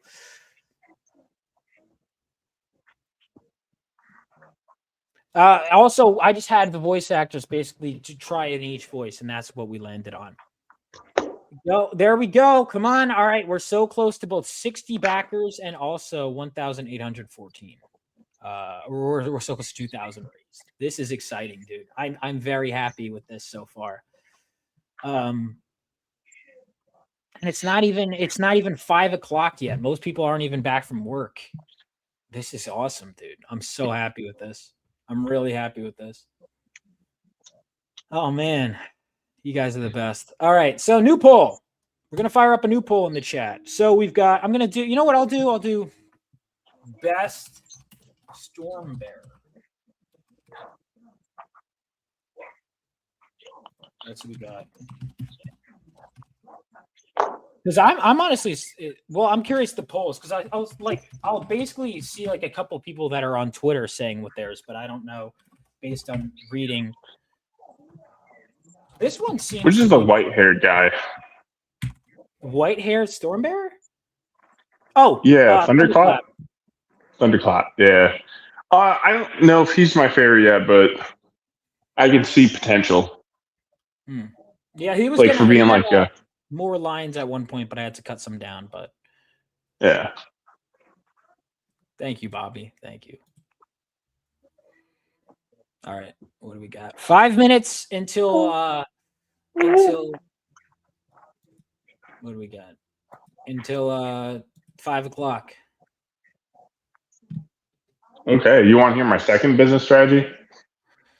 I don't think I have a choice, so go ahead. Oh, okay. Well, I don't have to gift go you. Ahead. No, go ahead. Gift you the profound knowledge. knowledge. Go ahead.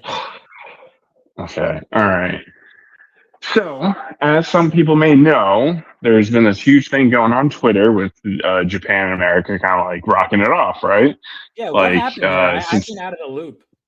They activated like auto translate, and it's been the algorithms are now like sharing. So basically there's a shared audience, and we're finding out we have a lot of interest, essentially, right? And like a lot of people in Japan use Twitter.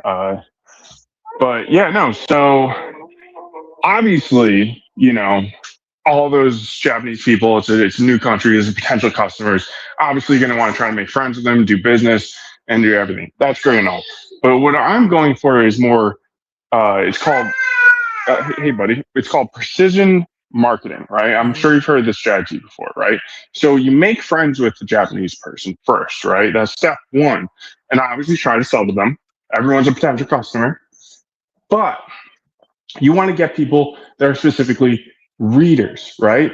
And not many people know this, but I lived in Japan, so I got a little bit of the secret, but every Japanese person knows a ninja. And every ninja is a reader. They read scrolls all the time. So this is your market, right? This is your target audience, readers. I mean, like, he even made an anime. It's called like Ninja Scroll. Yeah. They read so much. So if you can access these ninjas, that's a great market. Like, a higher percentage of them are going to buy your comic than the average Japanese person. So this is how you're going to have to go in and attack, not literally go into Japan to try to sell your book to them. So that's my tactic. Hopefully I can bring this travel to Japan, maybe with the Rebel Voice Studio Phenomenova card. Soon travel over there and market to some ninjas over there. To some ninjas? Yes, did you not hear me? No, they're real? What do you mean? Like, there still are ninjas? Yeah, what do you mean? Nothing, man. It's a good idea. It's a great idea. I'm not Of course, funding it's the a good trip. idea. Though. I'm not funding the trip though. You don't like money. I think this, I think there might be better business investments we could make. I mean, I have a whole solid plan and everything built out for this. I I'll think tell you it's what. I'll tell you what. After it's the an Wraith incredible Crown opportunity comes, you're missing out on. after the Wraith Crown comes out, if you wanna do that to promote the Wraith Crown, Godspeed, buddy. Okay, all right. Well, like I said, just a bunch of readers. I mean, that's who you got to target. You got to target your audience to. Oh, it's Comics I Explained. don't think you're. I think you're thinking horizontally. I don't think you're thinking vertically here. And I think this is where the misinterpretation is coming in. Vaughn, you really need to stop thinking just horizontally, and also tilt your mind and think a little vertically. Okay. Okay. All right. So, all right, what do we got? We got 1. So we're close. We're 2 away from 60, and we're 141 away from this. Also, while we have a lot of people, because we've talked about, I brought up the preview book, but tell everyone about the Wraith Crown. I'll go ahead and pull up an image, and I want Some you, 'cause, some pictures. Yeah. This is genuinely, because this is, again, the preview for he's doing a book set in my universe. He pitched it to me last year, and it's a really, as much as I like rag on him, it's a really solid book that I'm really happy to do. And it's what I like about this is it's an idea that works really well in my universe, and it's an idea I never would have thought of. Yeah, I'm not looking at my phone, so if you do show an image, just let me know. Yeah, no, I mean, basically, I mean, there's a lot of things to talk about with it, right? But I'm obsessed with fantasy, so if I'm gonna do superhero first off, I mean, that's kind of where I first go to, is kind of combining the two. But like the essence, I'd say, of like this character, it's like it's basically heavily inspired by Aragorn, but it's like you take that hero and put him in something edgy and cool, like something that looks more like Sauron's armor, and yeah, like, so that's like, if you get like the knight superhero or the knight character, they're gonna look very like Boy Scouty. So I'm like, yeah, I like the Boy Scoutish characters, but let's give them like an edgy look. Mm-hmm. Yeah, no, I mean, it's a really cool look, and I think you pulling from, like, when you were describing to me that like Aragorn, he had his crown, right? That essentially, I don't know, what was it called in Lord of the Rings? Wait, what? Well, because Aragorn, it was what allowed him to have the ghost, or it wasn't a crown. I'm sorry, I'm mixing No, there wasn't, like, it was just I mean, so yeah, like the spark of the idea came about, on my like 1,000th watch of Lord of the Rings. And you got Aragorn when he goes into the mountain he convinces the ghost. I can't remember where they're from, but to follow him because he is the king that's returning. He proves that by holding up the sword, and they follow. So I'm kind of like, oh, what if like a superhero had like the ability to like summon a ghost army, right? And that's essentially what this character is able to do with the crown. But it's not like he's going to be like, okay, I'm just going to summon a whole army or anything like that. It's going to be a very like, it's going to progress through different issues of who he can summon, like whether it's a regular like infantryman or like a spearman or like a bowman. And how he does this is he has to like unlock more of his powers through the crown. And I'm sorry, I'm missing a lot of back into that story.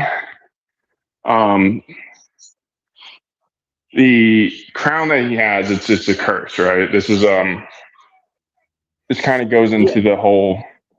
It's like an old curse. Yeah, it's like an old. So basically, this is delving into what it is. Is like, it's like an ancient history that was lost before the war, right? And now World War III, as they're sifting through the ashes 20 years later, a father and a son,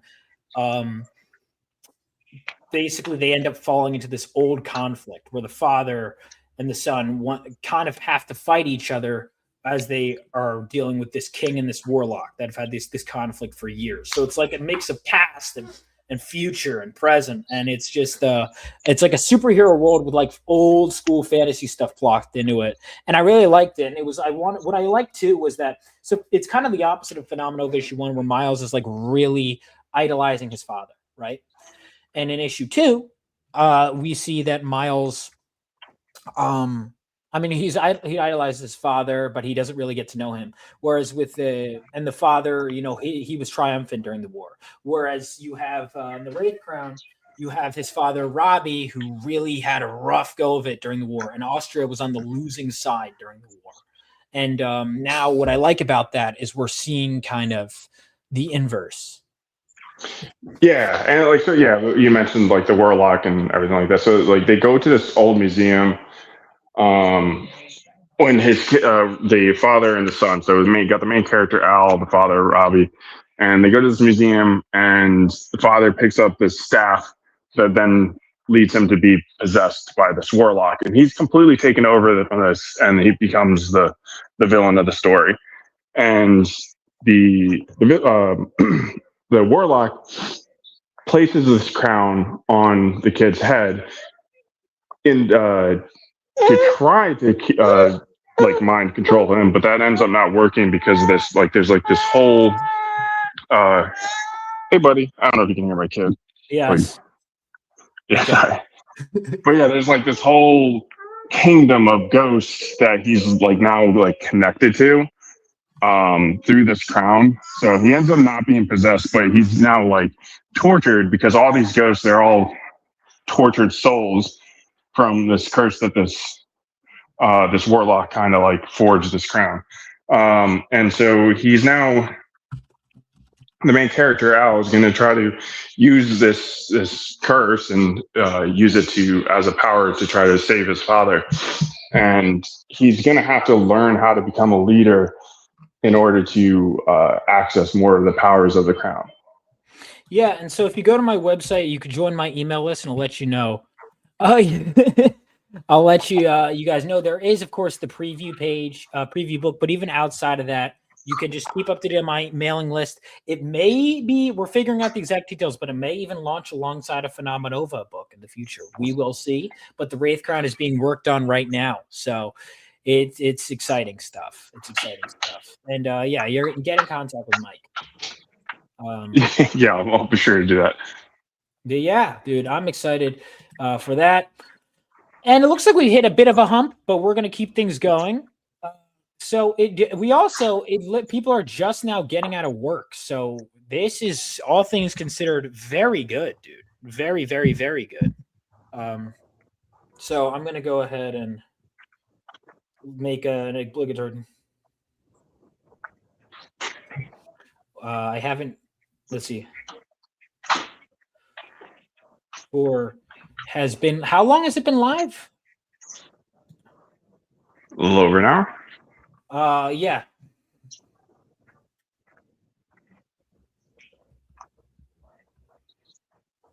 Two. We're already nearly.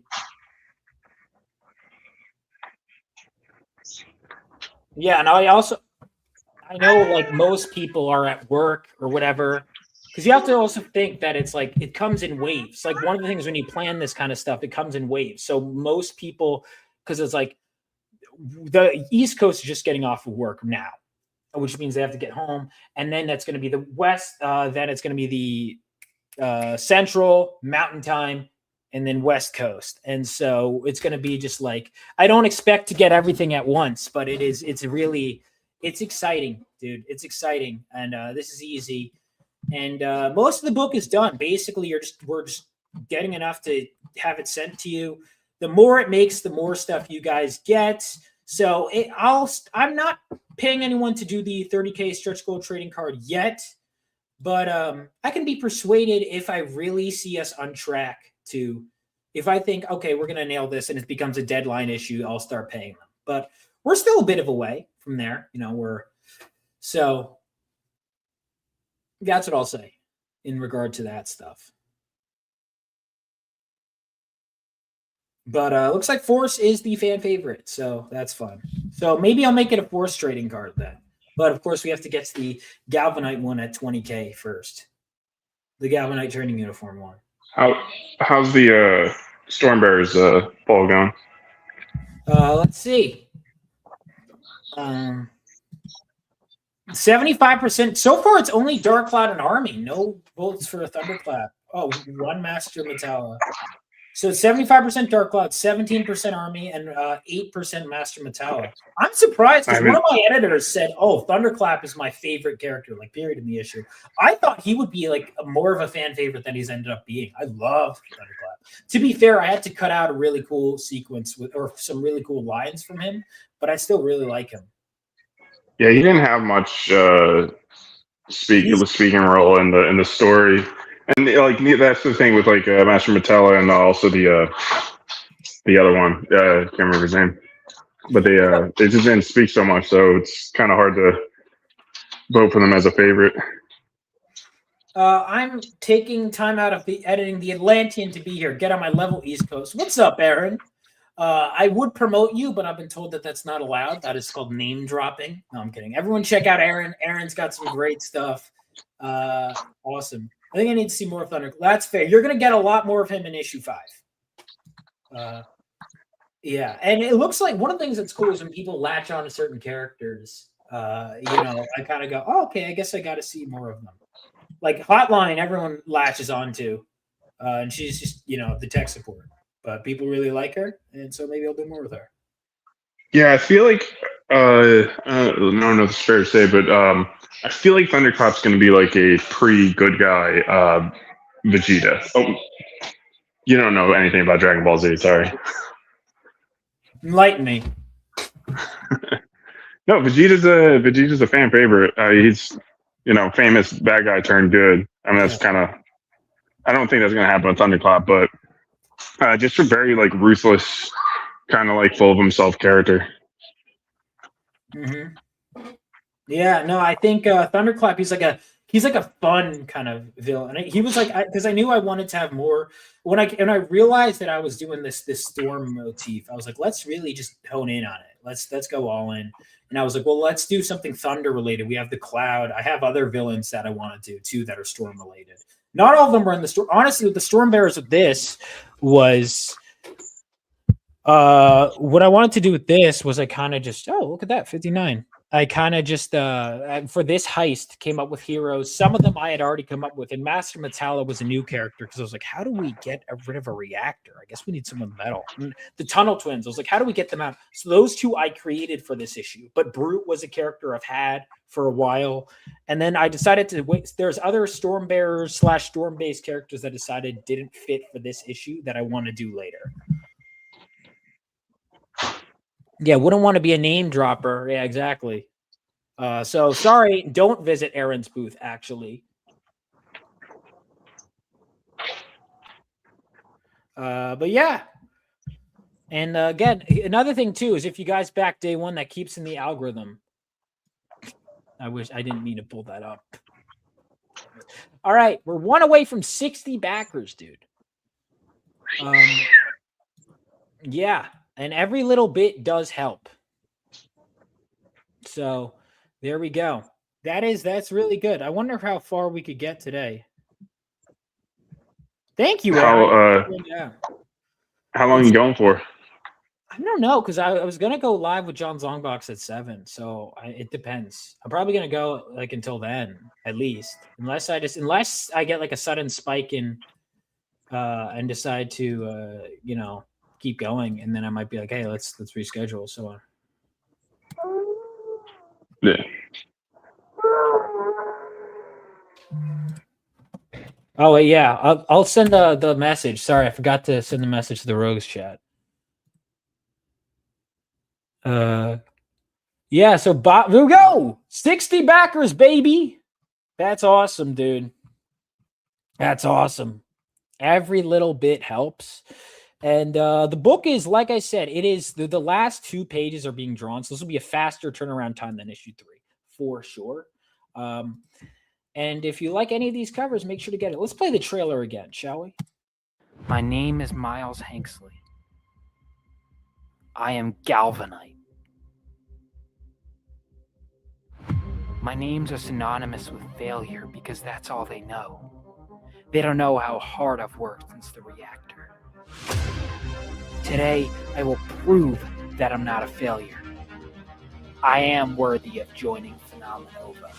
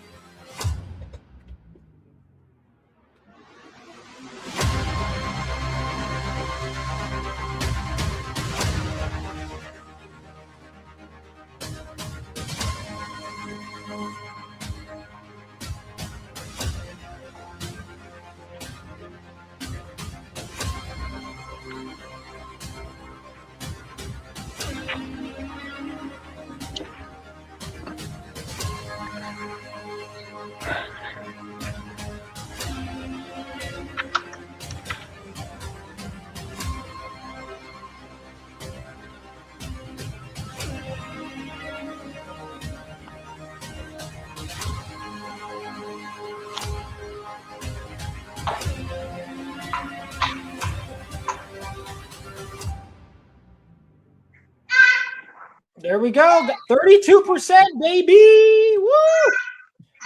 32%. All right. Hey, There we go. I'm so happy with this. And yeah, that's the thing, is getting it in people's hands, getting issue like 1, 2, 3. Because I know people like, now you're not like, I'm so happy that works. And getting those, I can't tell you, going to conventions is big because there's so many people that will see you online, right? And there's so many of us. Getting in person is good. When he did the snap, that shows. Thank you, dude. I made a shirt of that because I loved it so much. That was one of the, so I wrote the first arc in college. And when it's a Find That Spark again, that was supposed to be the first time he ever mentioned his dad was going to be in that sequence. Find That Spark again, never let it go. So that was a number of things. One, it was thematically because I was like, you know what inspired me? You know, in Demon Slayer, when he has that that training arc, I was really blown away by is he has a simple goal of literally just cut this rock in half. And I was like, okay, so I'll give him a simple goal. What if he just finds this? And one of the ideas, I remember someone had mentioned lightning powers, and there's so many you see them.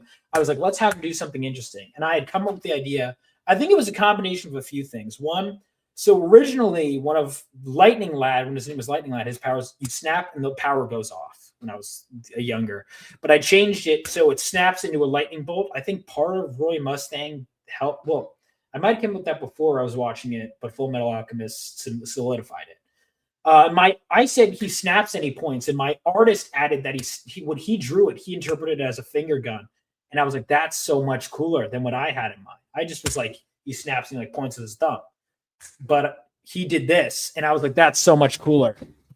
And anyway, I knew that was going to be his core ability, and so I was like, well, what if I tie it to who he is?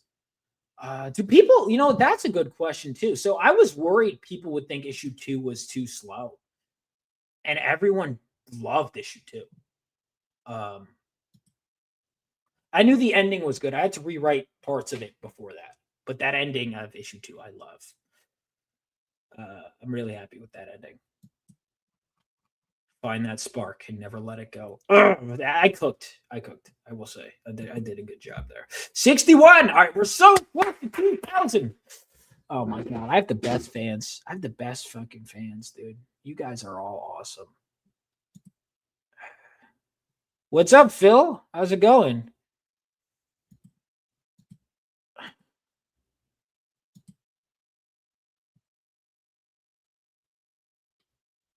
Oh, wait, no, nearly. Hang on, I screwed up. I spread misinformation. I actually said 1K. It's 2K. Hold on. I gotta delete this tweet. I embarrassed myself. I said we're at nearly 1K. We're not at nearly 1K. We're at 2K, dude.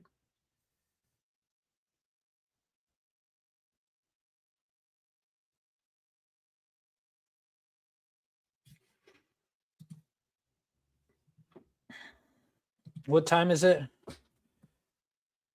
Bats. Well, Bats is. I don't know what he's doing, dude. He's being a stupid butt sauce. I don't know where he is. I'm like holding my kid and trying to keep him from screaming. Like that? Is that what he sounds like? Probably what he sounds like.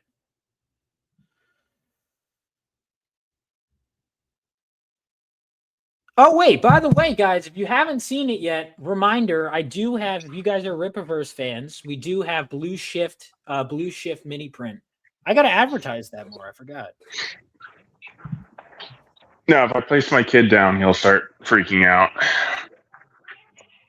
He's just a weird age.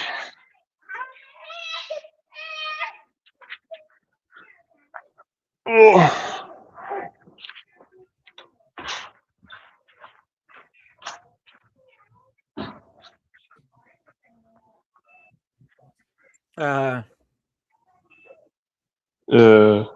Hold on. Sorry, I'm just writing this out.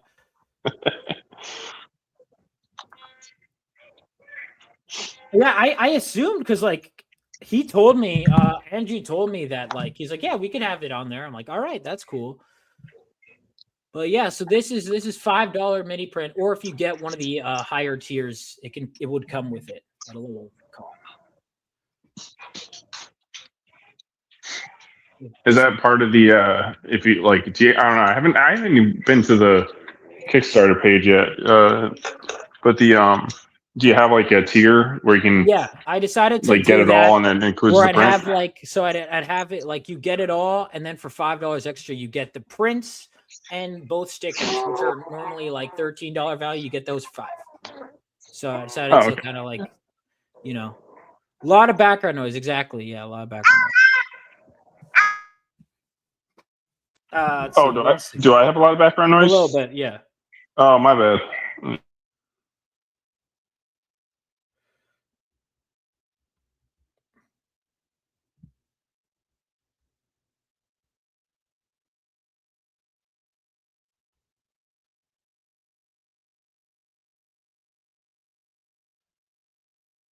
Hold on. Of course.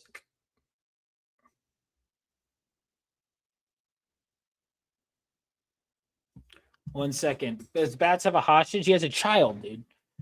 Yeah. I'm excited. Sorry, I'm just tweeting this out. I want to tweet out about this real quick. But yeah, dude, I'm very blessed with what I'm getting, and I hope people are going to continue to like this because I'm just getting better with every issue, and like you guys, the support I've gotten has been just incredible so far. It really, truly has. And now Bats is doing a book for me, and this is fun stuff. Bats that's a good point. Yeah, he is. Well, he is kind of, like he kind of. I mean, yeah. Actually, come to think of it, I do the background noise over the absolute silence of just Vaughn. That is true. Yeah, I fucked up. I was hoping he would carry.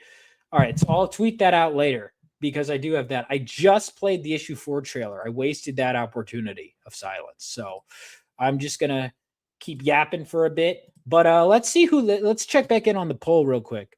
So, all right. So we got Dark Cloud, Thunderclap, Army, Master Metallo. So far, Dark Cloud is by far in the lead. Then we got Army, second place, and Thunderclap. I was worried people would think like Army was too generic with his powers, but I think I did something cool with it. 62. All right. Shit. Oh, yeah. I can send Andrew the link. Andrew, if you want the link, you could have it, dude. I forgot. Aaron, if you want the link too, I could send you the link, honestly. Just let me know. I have to say, I'm not a Dark Cloud stan. You're not a Dark? Why not? I haven't been convinced yet. That's fair. He literally had 2 pages in issue 1 and was like, he's sick. I'm like, you guys haven't even seen anything yet. So I was glad. Bobby has a lot of hot takes about Phenomenova characters. Yeah, that Force take is wild. He hates Force. Like he thinks Force is the worst character. All right, come on, $3 away. $3 away. Vaughn, are you going to Motor City? I'm still waitlisted. I want to. I am still waitlisted. Last I checked. Oh, it hasn't arrived yet? Oh, damn. Damn. I tried everything I could to get. So that means that the backer numbers are only going to increase as the books arrive in people's hands. So this is just like nothing. This is great, dude. Let's fucking go. Wait, hang on. How did that go up and not the backer number? Someone just like add something? I don't know. But thank you. All right. Let's fucking go.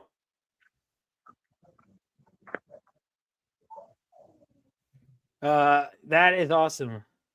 SCCon. Yeah, I've heard SCCon is great. I'm gonna be at Steel City Comic Con, but SCCon people say is great. Oh man, this is something special. And remember, guys, the first 48 hours you get access to this cover by Bobby, who's here in the chat. Also, Bobby did this cover. He designed the Rebel Oasis logo. He did the back covers for both issues 1 and 2. And also, even though I changed the corner box art for issue 4, the corner box art, like him screaming with the lightning, that is Bobby's art as well. Through in 2 hours. Yeah, dude, this is great. Force. Bobby hates Force. He hates him. Up.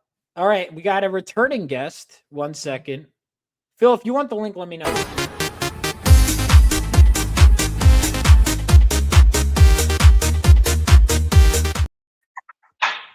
Hello. Another backer.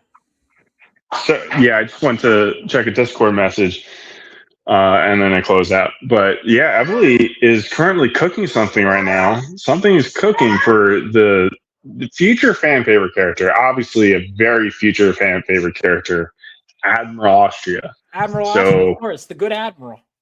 Yes, I can't wait for people to be able to set their eyes on such a inspirational character. Yeah, heroic, inspirational, all of it. Yeah. Yeah, really. We do have the art contest going, by the way. Speaking of inspirational, the good thing about Force was I could hear the sound of Force in my head, then read the sound. It was exactly as imagined. That's awesome. Yeah, dude. Thank you. I'm so glad because comic sound effects, some of them can be tougher, but like blam, like that was just like that was such an obvious one.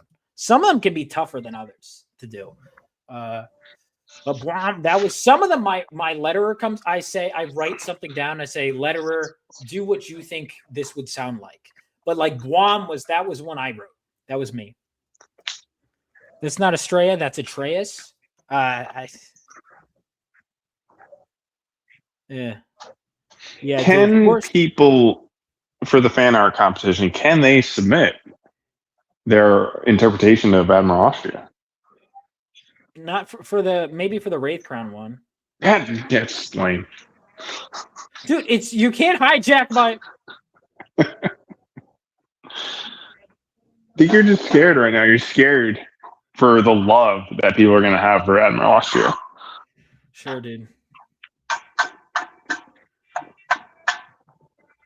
Oh, yeah. All right. So I'm going to, if anyone, by the way, is at Pittsburgh, I will be at Steel City Comic Con this weekend. So it's a short-term company paid for a high. Nice. There we go. 65 backers, dude. And this is only going to get better and better and better and better. You know what? Now that it's at 2K, I'll be right back. I'm just going to grab I'm going to play the issue 4 trailer real quick as I go grab something. Be right back. My name is Miles Hanksley. I am Galvanite.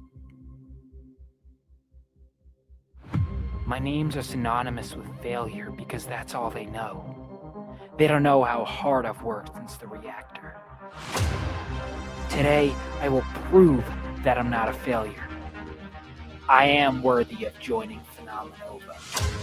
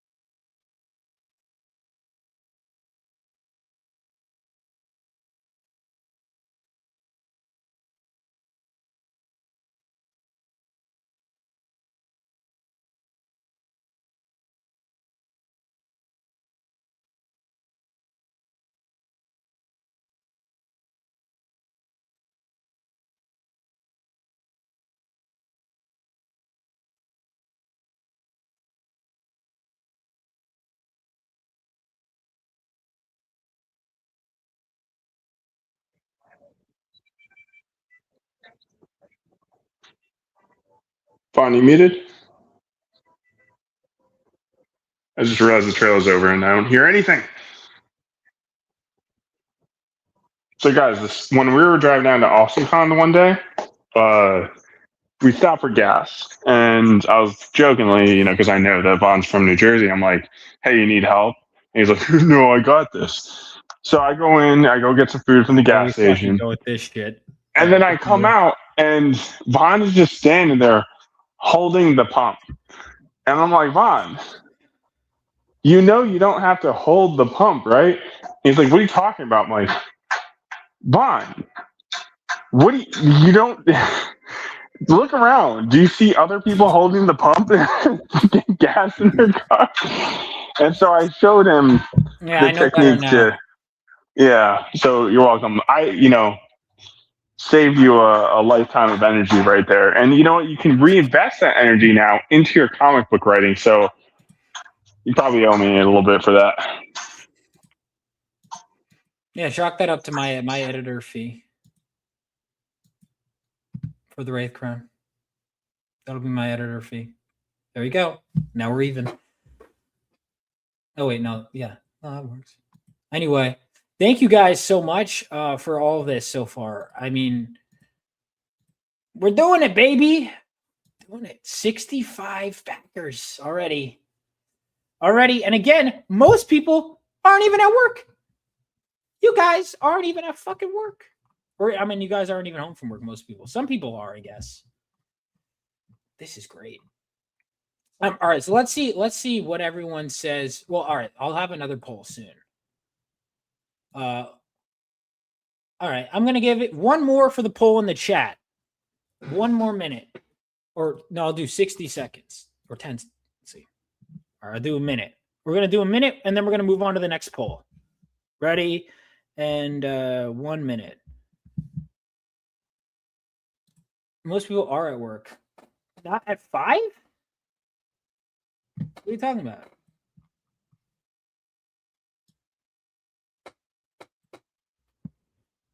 Ugh. Arvid, if you want on too, you can take a link. Do you have any links for Band of the Crow? Should anyone be signing up? What can I do? I know apparently we're not allowed to promote other creators. That's called name dropping. But Arvid, if you want to promote anything, feel free. When does Band of the Crow 2 drop? Dude, I don't know. When?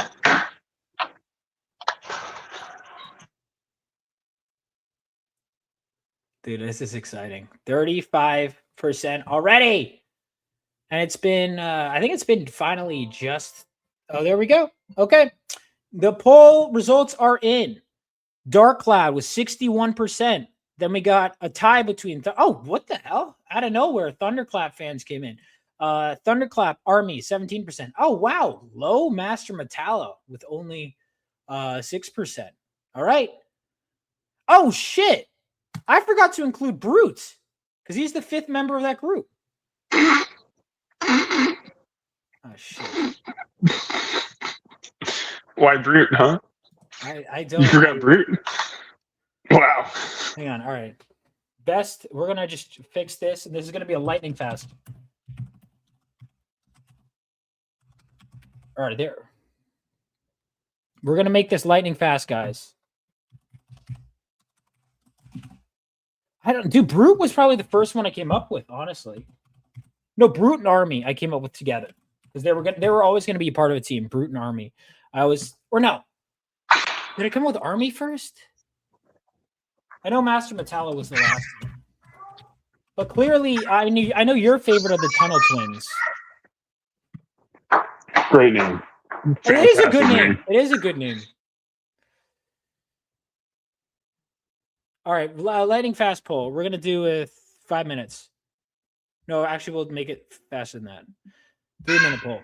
All right, go ahead, guys. Sure.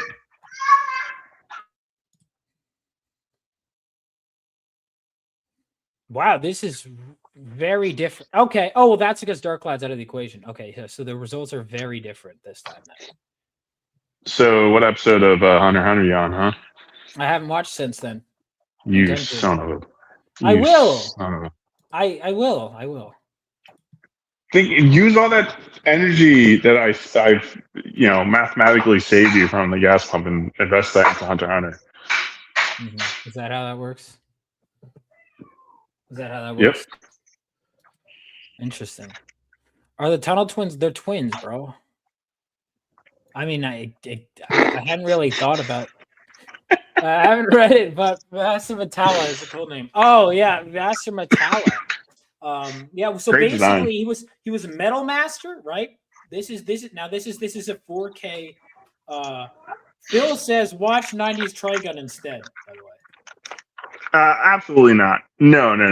Trigun's not bad, but it is vastly inferior to Hunter x Hunter. Anyway, so this has been what was I saying? So Master Metal was Metal Master, and then I found out that there was a character named Metal Master, and I was like, shit. So I just the character was Russian, so I was like, well, what is the Russian equivalent? I just put it in, and then it turns out Metal Master in Russian is Master Metallo. So I was like, oh, okay, I'll just do that then, and that was it. Pretty easy. It's pretty easy. So that was a. There we go. That was a very easy fix. All right, we hit a bit of a bump, but we'll get out. There we go. All right, Eric liked the thing.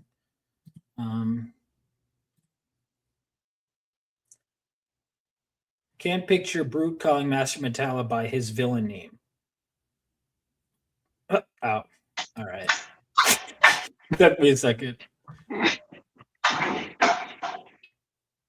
Look at this.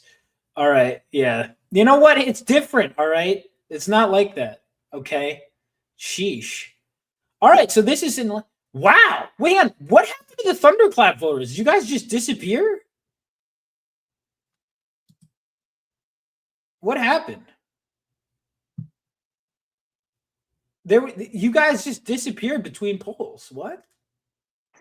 Look at that. There we go. Yeah, Also, what's going on, Bear? Is that Polish? Wanois? Baranois? Don't know pronounce. I don't know. I'm not sure if I've met. Have we met? I apologize sincerely if we've met. Maybe later, but we'll see. Right now, 67. Let's go, baby. If Emily is in the chat still, it's going to be more. It's going to need to be more than a minute for the Admiral. The good Admiral deserves more than a minute. Why does he have something? he's cooking something up, and when he cooks something up song-wise, it's usually a banger. I mean, he won. Well, with my support, obviously my heavy support, the fan competition for the music for the Ripverse. Oh, I didn't know that. Yeah, he did a Horseman song, and I did the opener for it, which is obviously why he won. Where do I know you from, by the way, Bear? It's nice. Are you new in the chat? It's nice to see you. Yeah, no, that's interesting. And like I said, guys, every little bit counts. So this is great. We're off to a very solid start, and I'm wondering. I feel like we could probably hit, if at the rate we're going, we'll hit it. If I just keep on stream and I just keep going. There's something greater to be born should be used in the marketing. It's such a banger. Thank you. Dude, that was the thing. So I came up with that line when it was originally an opening narration. Now, you could say this is bad writing, but no one has complained. There is never a narrator in issue 1, except for that one part. That is the only part where there is a narrator. And the reason, and my editor was like, you kind of break from the flow of this because there's never an omniscient narrator except for this part. And I'm like, yeah, but I love that line so much that I kept it. I'm like, I don't care. It makes no sense. I don't care. We're having a narrator, even if it's for that one point. And we're back in the dumpster. I should not have pulled that up. Look at that. We got a couple digital sales. There we go. 69. Yeah, it did work. I'm really proud of that. I want to use narration more.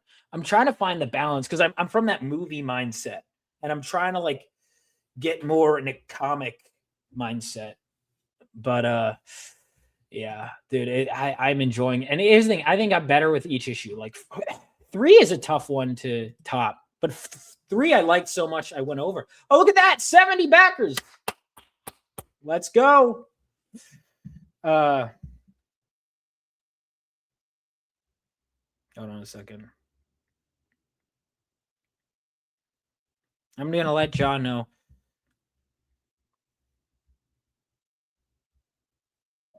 You keeping it going? Yeah, I might keep it going.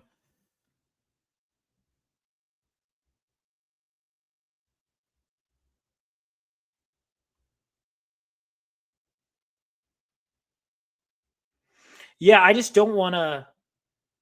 I'd feel bad, but it was like I wanted to launch as soon as I was able.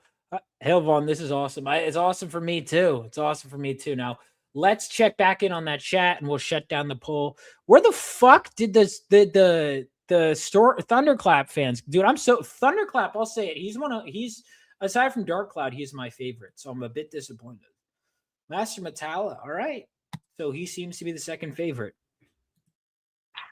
Chicago's a few hours behind, but I mean, all those customers that I talked to, they could be rolling in pretty hot pretty soon. Sure, yeah, from Mexico. Yeah. I mean, I pitched the hell out of the story, and there people were loving it, especially the group of Argentinians. Are they spurging already? Already? Damn. Oh, whatever. Yeah. So, all right. Next question. Best issue 4 cup. So we're not counting the holofoil as a separate. Oh, not yet. Oh, yeah. Well, it'll happen. Womp womp. All right. So let's see. Best issue 4 cover. All right, so Bobby has a 50% chance of coming out on top. So we got the main, you got Homage, we got V. Ken Marion, and we got the Estrella. So let me go ahead and pull these up on stream. Real quick.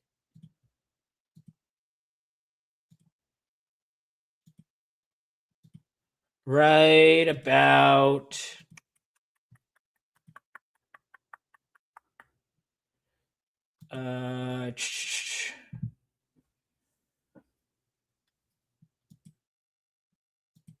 Did the NPC meme that got such a funny? No, that was so funny, dude. I thought of that for like 2 seconds, and I was like, Eric July. Dude, that really. V is such a nice guy. Oh yeah, he's yeah. Reach out to V. He's a very nice guy. The NPC, that was so fucking funny, dude. Is he going to be down to Heroes account again? V, I don't know if he's going to be down this year, actually. Dang. All right. Let's see. Andrew, Andrew was with Bobby and I at a Heroes Con. That was fun. So there we go. We are MegaCon. MegaCon. Yeah, you were at L MegaCon. Yeah. Damn right. A lot of people say the L better MegaCon. So yeah, do they? Yeah. It sounds more like, well, I was gonna say it sounded like CopeCon, but we all know where CopeCon actually was. It absolutely was not in Cabo. CopeCon is my favorite con. Dude, that's what I'm calling it from now on. CopeCon. Is CopeCon gonna get funded? Well, that wasn't even what I was referring to. I know.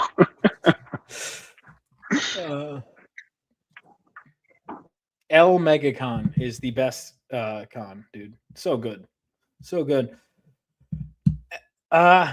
We need to do. Yeah. Yeah, dude, it's a full whopping 3. I could actually probably read the So it'll preview take book. you a really long time. Yeah, it's gonna take you. I was basically like, hey man, do you want to just do like a couple pages in the back? Well, I'm so mad I didn't include any of your original artwork, your thumbnails. dude, that would would've have been great. That would have been great. Well, to be fair, it's got page 1 in there, and page 1 was literally the only one I don't have a reference photo drawing up.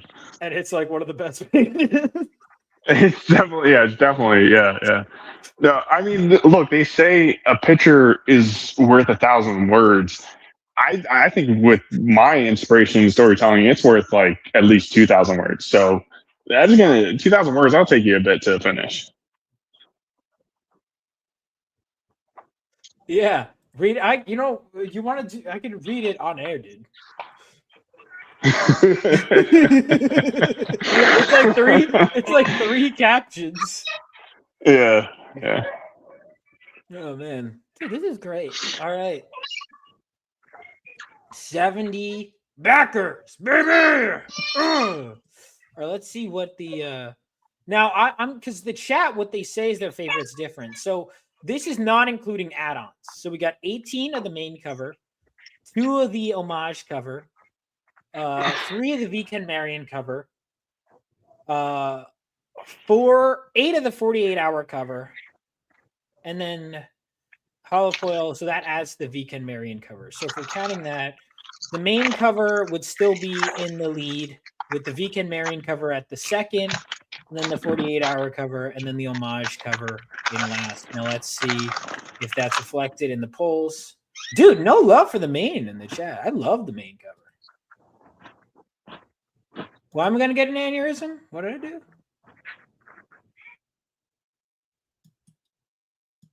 All right. Thank you so much, Art. Great having you here. Good night, dude. Yeah, dude, I agree with this. I'm going to breed Blue Shift very soon. And then I will help bully Eric for you into doing it. I really like classic covers too. They're all great. Why? You don't have to. You could actually back all the covers. That's the thing. You could back it, or you could get any combination you want. You don't have to pick. Also, these are going to be limited, though. Yeah.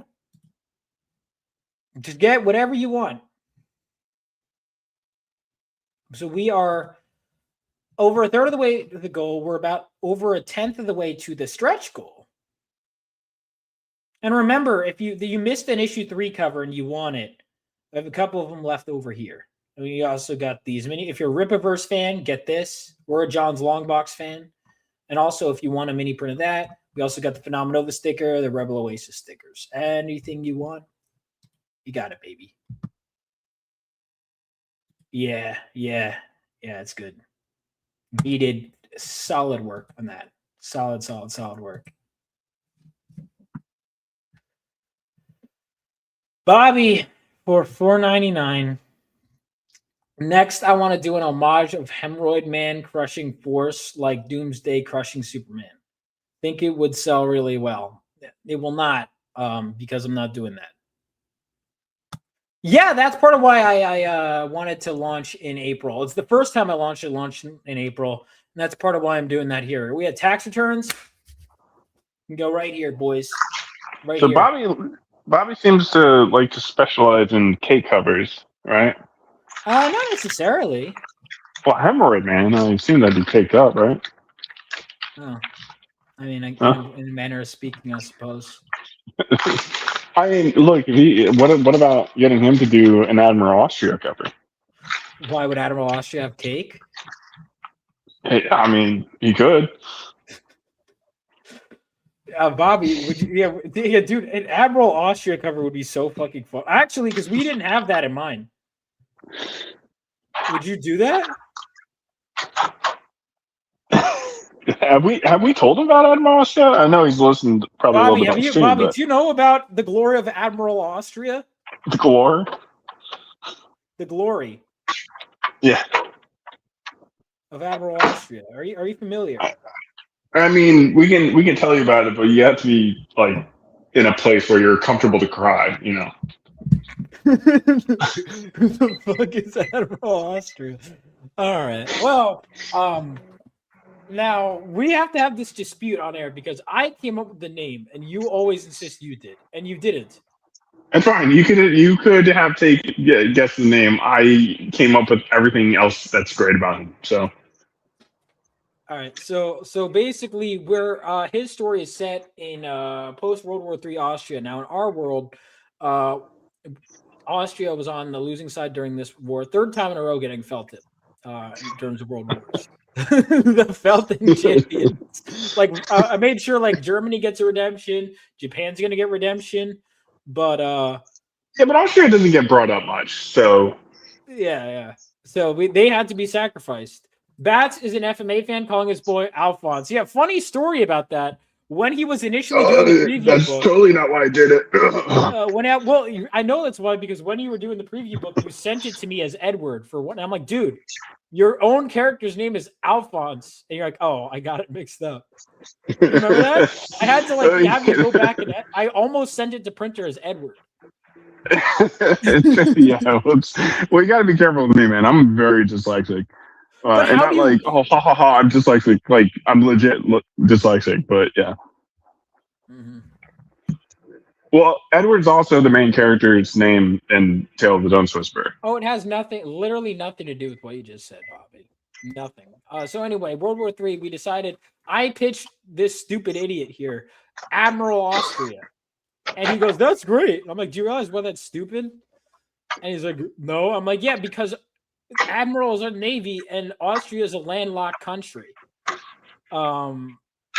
So I deny that part of the story. I deny that part of the story. No, you did not know. No, I 100% No, you knew did not. because I was like, but no, he's got all the lakes. I mean, obviously, admirals needed. Dante, Dino Nuggies.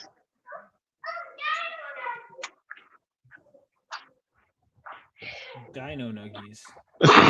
Whoops. Okay, check that out. Looking forward to seeing what you cook. Yeah, thanks. Yeah, so what the good admiral, Austria will make an appearance. So yeah, I think it's pretty inspiring, to be honest. Yeah, I mean, they said like, hey man, look, we don't have a navy. Like you can't be an admiral. And he told them, there's nothing in this world I can't do. And he proved them wrong. He took all that motivation and he became the great Admiral Austria. And he showed everyone to this day that there's nothing that you can't do. So if they say you can't be an admiral, Admiral Austria proved that wrong. Yep. Very inspirational. Very inspirational. Bobby asks, what does Admiral Austria paint in his spare time? He's more of a fisherman type, with his. So he doesn't paint landscapes? No, it's he paints the battlefield with the blood of his enemies. Is what he does. That's interesting. And then, of course, he'll have his arch enemy, General Germany. Of course. They all make will appear in the Wraith Ground. They will appear in the Wraith Ground. So make sure to check that out. But of course, we're going to need to get to this. Now we're at 70 backers, which I'm very happy. Yeah, I might. Let's see. If it slows down, I'll go on John's stream. But if it picks up.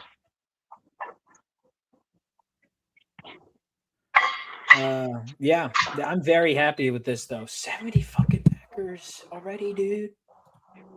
2K. 70? Nice. Yeah. Nice. Let's get it to 100. Let's get it to 100, boys. Yeah, dude. And so apparently some people haven't even gotten their 3 yet, which is unfortunate. I did everything I could to get it, but that means that the backer number is only going to increase from there. And then also you have the tax returns, like people who are waiting to back until after tax returns, which, by the way, you will be able to get everything with that. This is so exciting. I can't fucking wait for people to get their hands on this. Anyway, what was the so the Weekend Marion cover is still in the lead. Of course. Yeah, not surprising. And then I think the backer numbers do reflect. No, backer numbers still show the main cover is the lead.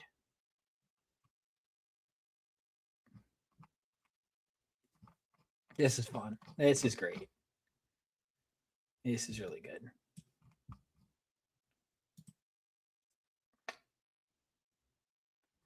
Why? I don't get it. Can we get John's Longbox to stream from 200 feet underground? Why? Am I missing something?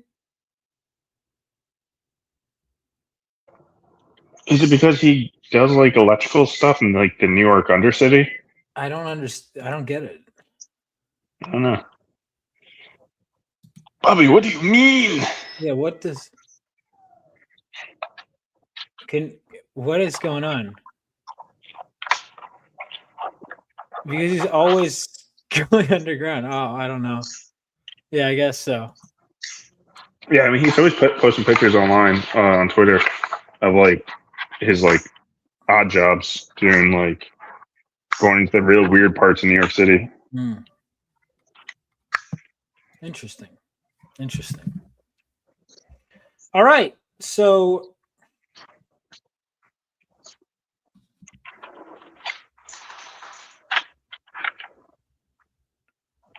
yeah, so we got the foil.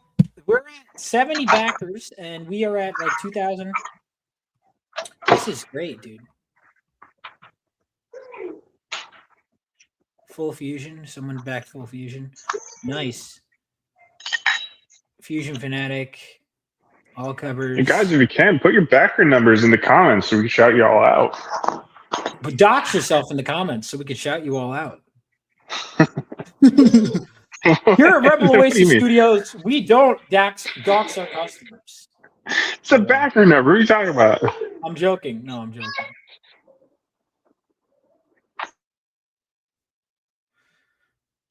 Let's see. 70 freaking backers, dude. This is great. I'm telling you, I've been advocating for the comeback of...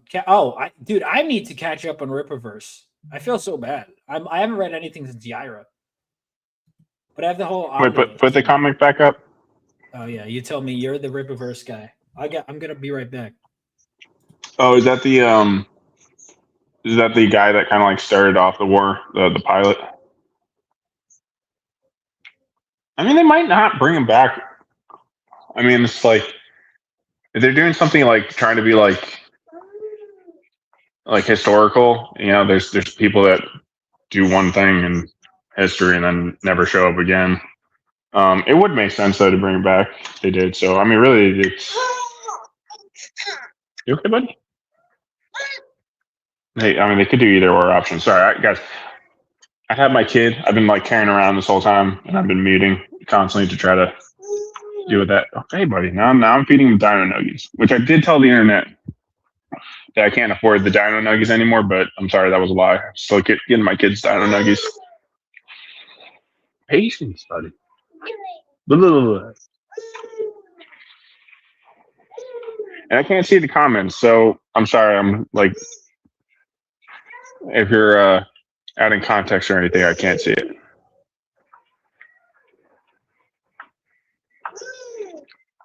Yeah, I got a huge load of Rippa books coming because when Evely won that fan competition, he got a bunch of money, and he's been buying me comics. So waiting for a bunch of stuff. I think Great War 3 is in there too, so I'm really excited for that because that series is really good. Basically, all the Chuck Dixon stories are really good.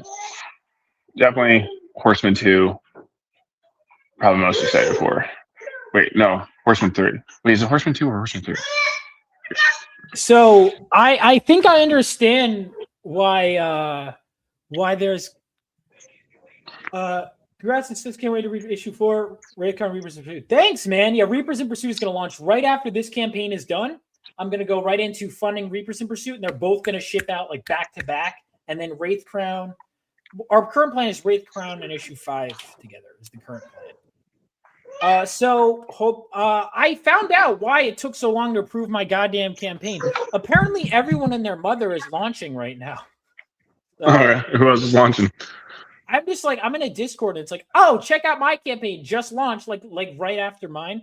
So I don't know if it's a lot of people, but I've seen like multiple campaigns launching this week, like multiple yesterday. So it's probably why, dude. Yeah, I'm sure it is. There's probably. I mean, I know this month is a good month. Springtime. Obviously, you've mentioned before tax return. That's a big thing. Because everybody usually waits last minute to do the tax return. Like myself. I mean, I'm based. I have my wife do my taxes, so based. Yeah. Yeah, dude.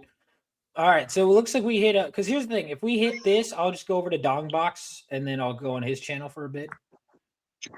Dongbox. How original. Yeah. Totally original. Do not steal. Let's see. All right, so I'm going to shut down this poll, and then, I think I'm going to go over to John's channel for a bit, and then I might come back here.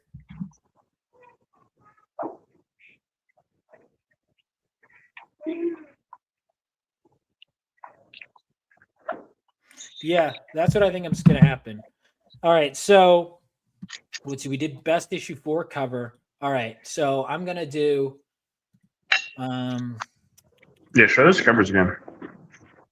All right, let me. We're going to do one last look through. We got the main cover right here.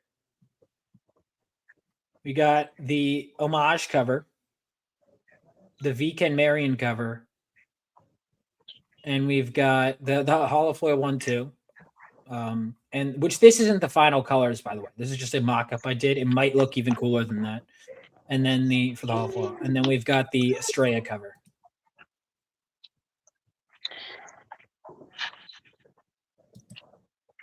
So yeah, man, you got a great list of covers. That we do. Yeah. Stimulus. Stimmy check. Oh, yeah. Stimmy checks. You need more. Yeah, I hadn't really. Well, I had thought of it, but like this time I was like, you know what? Screw it. I'll do it.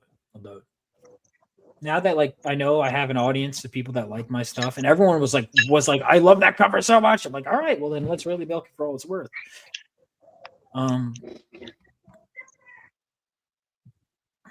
It's so good. It's such. I mean, I'm only going to be getting one cover, and it's almost definitely going to be the VK cover. I don't blame you. It's good. It's very happy with how that cover turned out. But you're going to accompany that, right? What? You're gonna copy that, right? Yeah. Wait. No, you said it. I got it on recording. Hold on. That's the deal. Gentleman's handshake. I don't know about that. Do you ever think straight? I don't think you're capable. I mean, no, you're not getting a comp of the V cover. Fuck you. No, you can get no. All right, so it looks like the VK Marion won the favorite, then the homage, then the main, and then the Estrella. Yeah. Okay. That makes sense. The homage is great. Oh yeah, Bobby killed it. So yeah, I'm gonna go to John's Longbox's channel for a little bit after this, and then I'll probably hop back to mine. No, I am backtracking. I wasn't thinking. I did say it, but I wasn't thinking when I said it. Don't take advantage of me. Do not take advantage. Con man. I'm gonna come back and finish this stream. Finish this in a bit. But let's see. What else? What other questions do I want to ask? Okay, here's another one. Should have done this when there were more people, but whatever.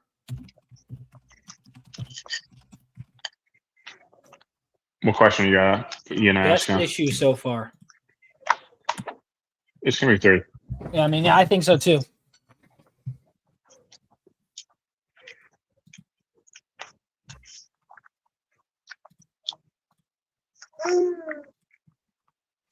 Yeah. So I think I might grab something. Let's see. I think. All right. Looks like we hit a bit of a Bit of a rough patch. It looks like for now. So besides the race crown, because I'm writing that, but when are you doing the next issue 1? What do you mean? Like the next story that's issue 1 in the Phenomenverse. Oh, I don't know. I mean, I guess I don't know. I was considering doing a graphic novel for a character, but I might even just make that issues of Phenomenova. Or I think I'm not gonna, because Crusader Corps is a definite.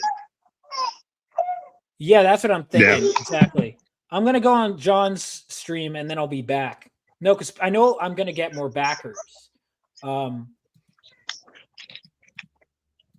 definitely. I think you should do that and come back, set up another stream. Yeah, that's what I think. I'm just gonna do. I'll just make it like Launch Party Part 2. And this is exciting, dude. I want to just like, let's just carry it over as far as we can. Because here's the thing: the early stuff gets it in the algorithm, and then you just have to fight for that place in the Kickstarter algorithm, just for an experiment. Let's see where I come up.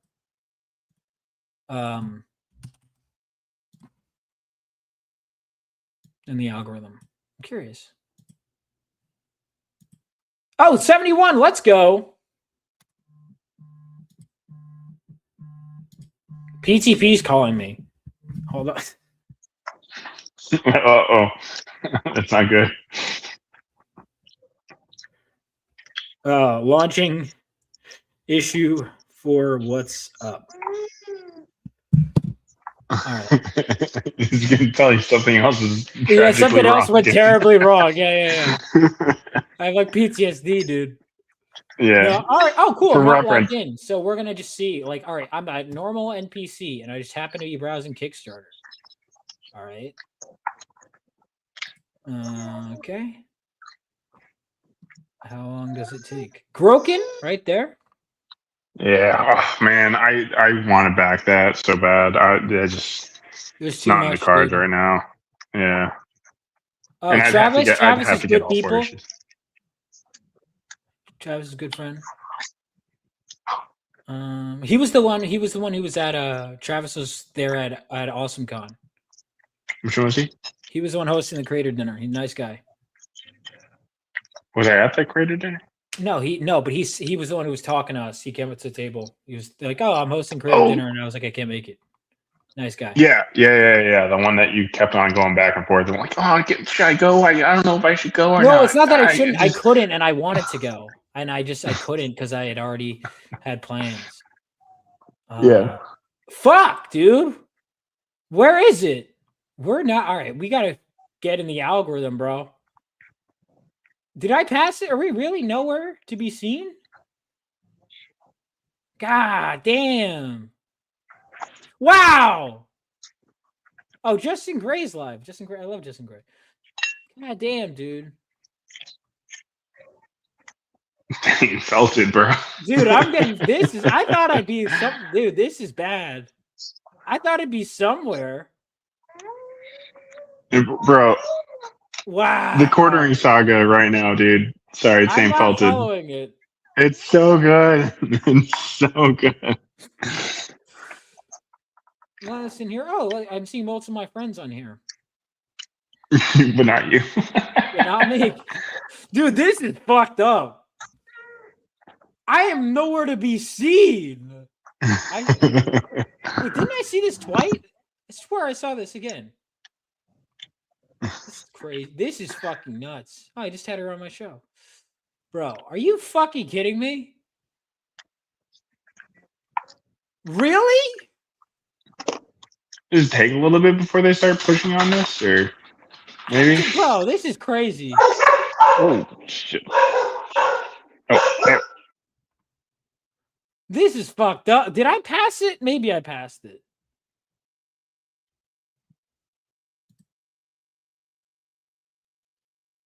Oh, am I? Did I scrolled right past it? Never mind. Oh, dude, I'm literally at the top. I'm fucking stupid. I'm killing it. Never mind. I was bitching for nothing. I'm right there. Holy shit. This is awesome. Never mind. I'm literally right there. And Bats isn't even seeing it. All he saw was a failure that didn't even occur. That's it. Yeah, dude. I went right past it. But you know what that means, though, right? What? Your thumbnail doesn't stick out enough. Is that what it means?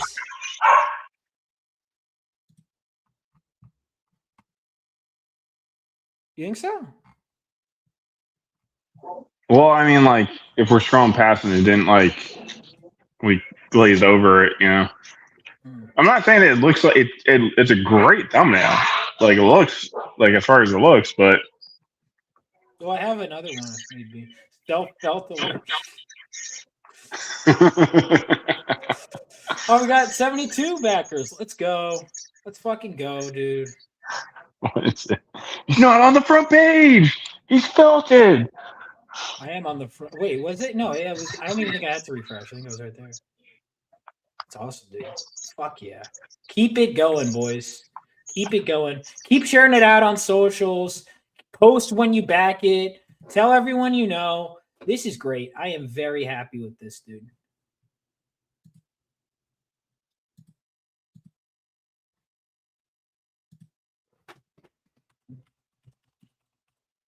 All right. I think I'm going to hit at least 100 backers tonight.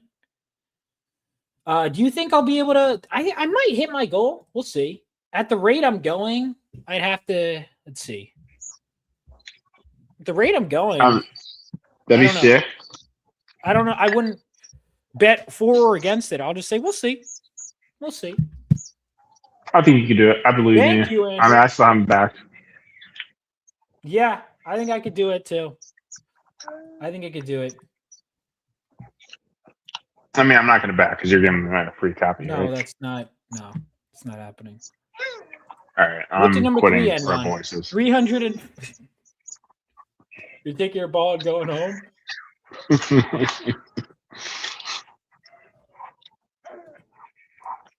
What's the number? What does it mean? What's the number 3 end on? Like number wise, because number wise it was like 13K something. Oh yeah, wasn't it like you were just like 14K or? Well, then plus the Fund My Comic, which I haven't even set up for this. I don't know if I'm gonna do it. I like Luke Stone, but it's just by the 4th issue, the amount of combinations I'd have to make in like the reward tiers. I don't know. 3 ended on like 340 backers, but that also includes it was in demand for a longer time than 4 will be.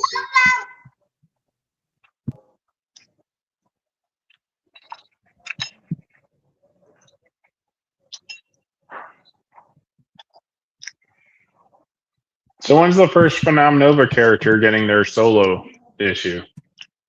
I don't know. Because I've thought about like doing a short story collection. I know Bobby's has pitched me some stuff. There is, like I mentioned, a graphic novel. There is a 3rd founding member of the team that I want to do something with who it hasn't shown up yet. I'm debating if I want to, because I want to really have him have like his own standout story, but I might have it be like tied in and be issues of Phenomenova or have it be a graphic novel. I have not decided yet. Does Force have a backstory? Yeah. Force. I mean, not that's shown up. Oh, look at that! Another backer. Someone just tweeted it.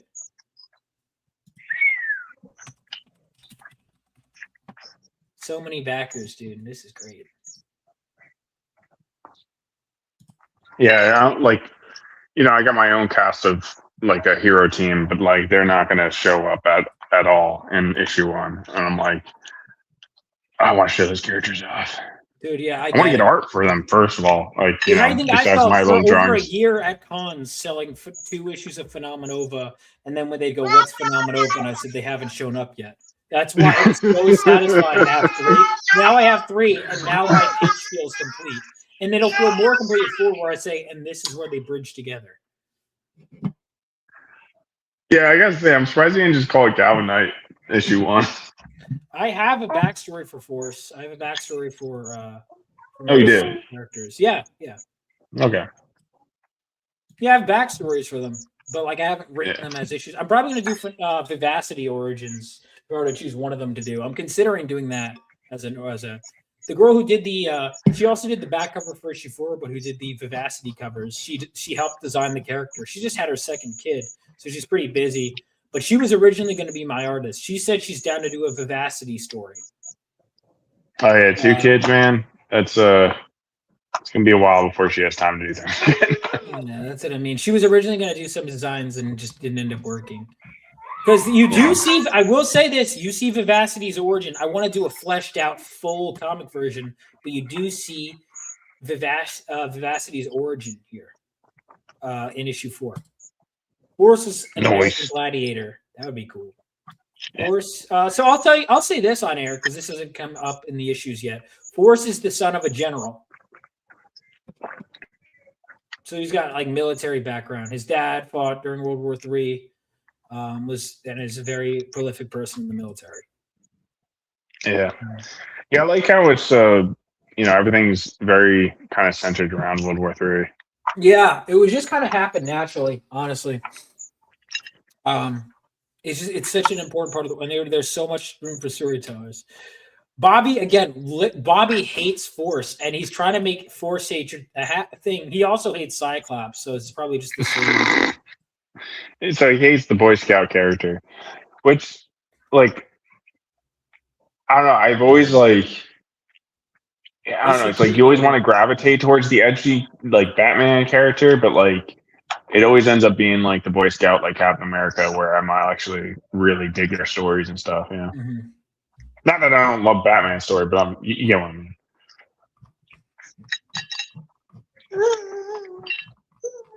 Dude, yeah. All right. So it looks like, yeah, I don't know. Now let's see. What else do I want to do?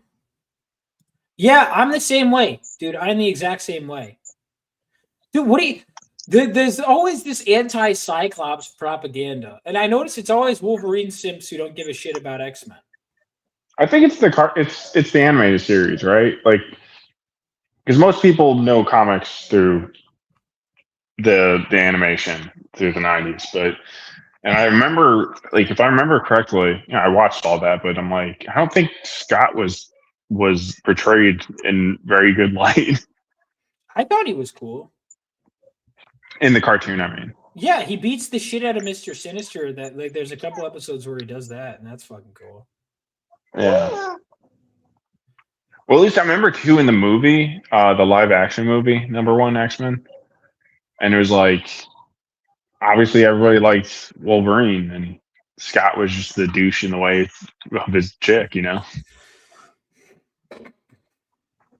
So let's see. I got Dong Box's stream that I got to get on soon, but I want to see if I can keep this.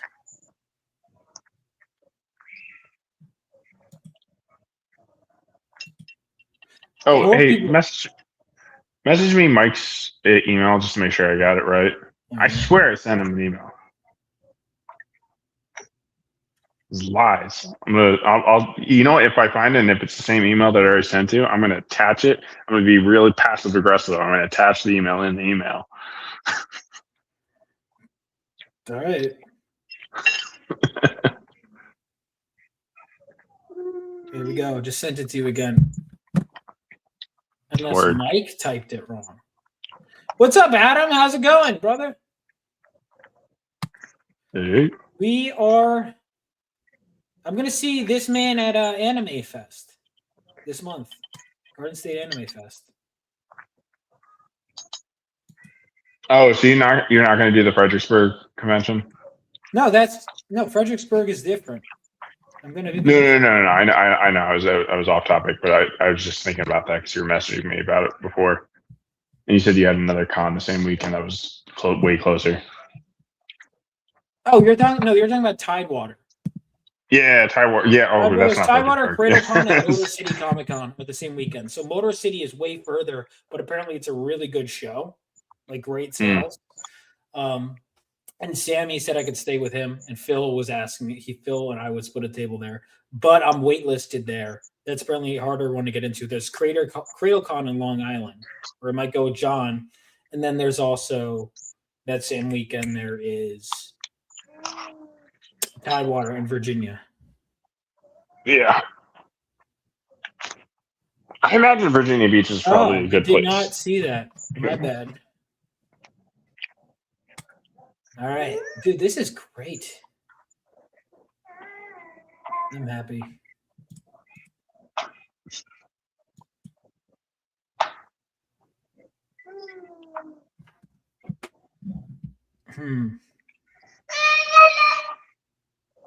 Yeah, I launched at a weird time too. I was just abruptly like, oh, we're live, and then Yeah, I was kind of like, oh man, don't you want to like I'm set I'm like just ready to go. Man. preparation? Like, it was that No, I funny think you made the right move. I like it. because You if can only anything, prepare so much. Like, yeah. that's one of the things. There's such thing as like it's no matter what, someone's always going to miss it.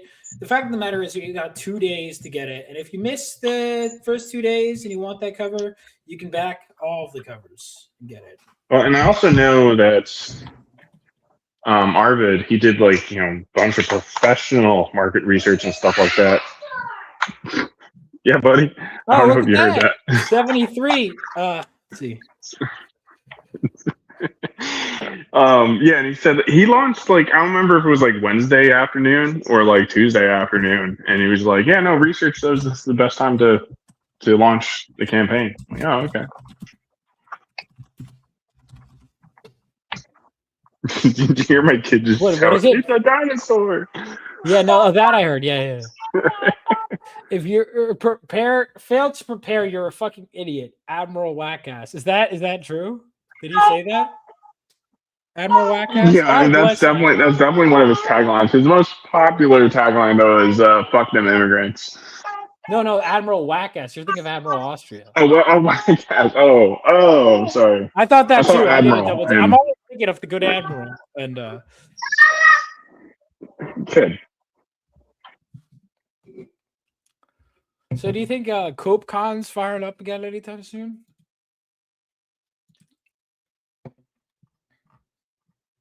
Hmm.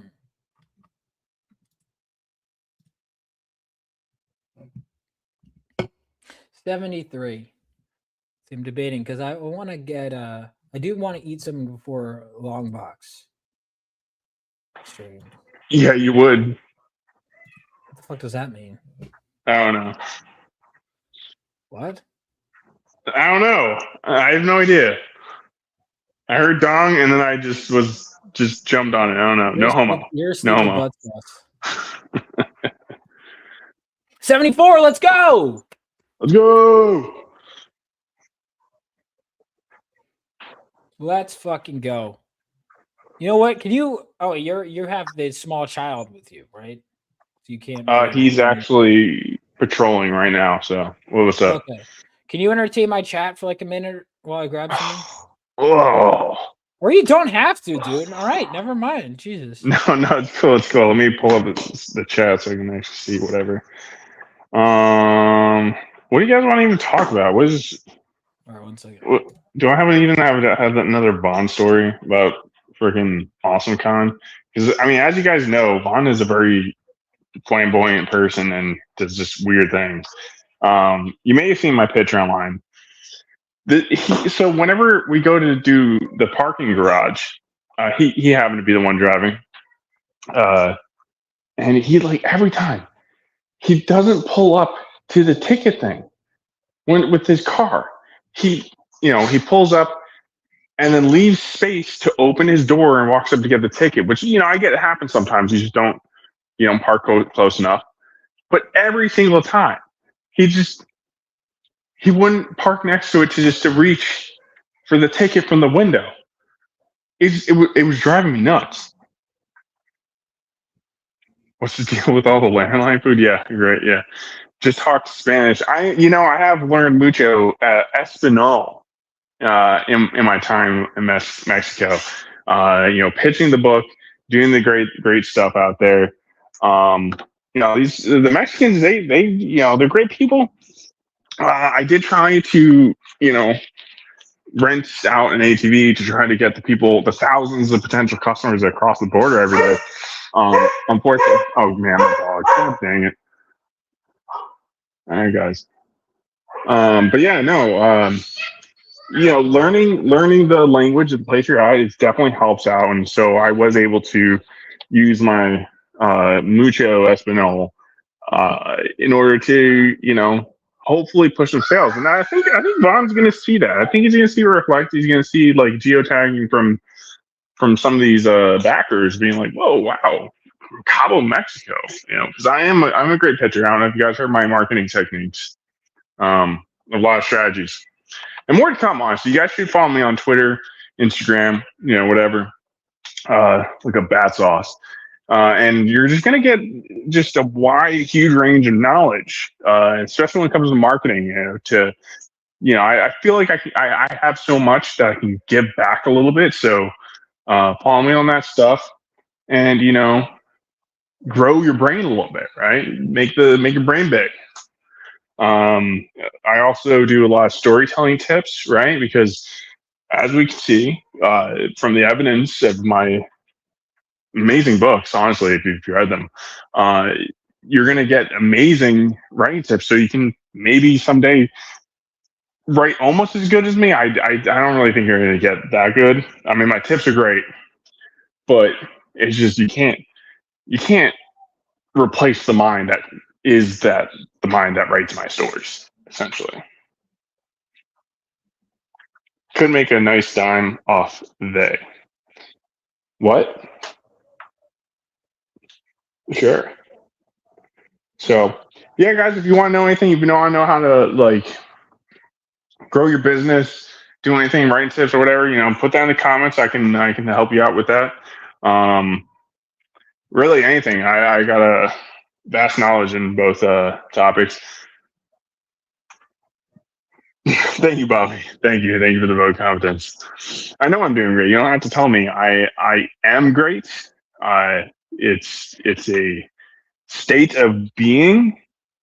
Is greatness. So it's one of the things I can't really disconnect from myself.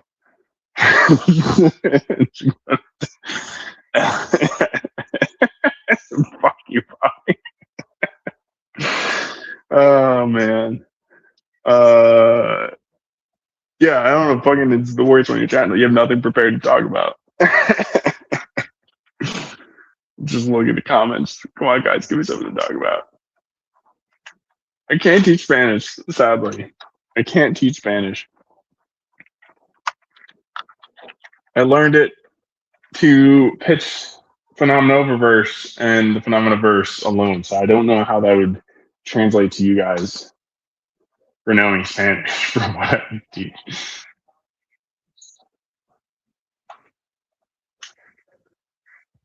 Oh, so yeah, I mean, so Vaughn never did. He never really talked about the things that happened at Awesome Con. So to talk about some weird experiences. So Vaughn's doing what he does, right? And pitching his book to anyone who walks past, which honestly is a rarity. It's weird. Like you see plenty of people that you walk past and they don't say anything to you, or do anything or acknowledge your presence. Not like that hasn't happened before. Kind of crazy, but yeah. So he just sees this one guy walk past and he's like, "Hey, you want to hear about my story?" And the guy's like, "What?" So I'd like to tell you about my story, Phenomenova. And he comes over and lectures Vaughn about, don't you know proper con protocol? What? So don't you know proper con protocol? You don't make disabled people walk over? It's just like, you didn't have to walk over. Very awkward situation. Of course, I just was sitting there laughing behind him. I do have plans for marketing to ninjas. Well, I told you, you get in with the Japanese, generally speaking. They all know one. They all know at least one. Once you know one ninja, they're good at finding other ninjas, right? So it's kind of worse than that. Sorry, my kid's throwing cups. Why is he throwing cups? Wait, where? Oh, he's covered in baby powder.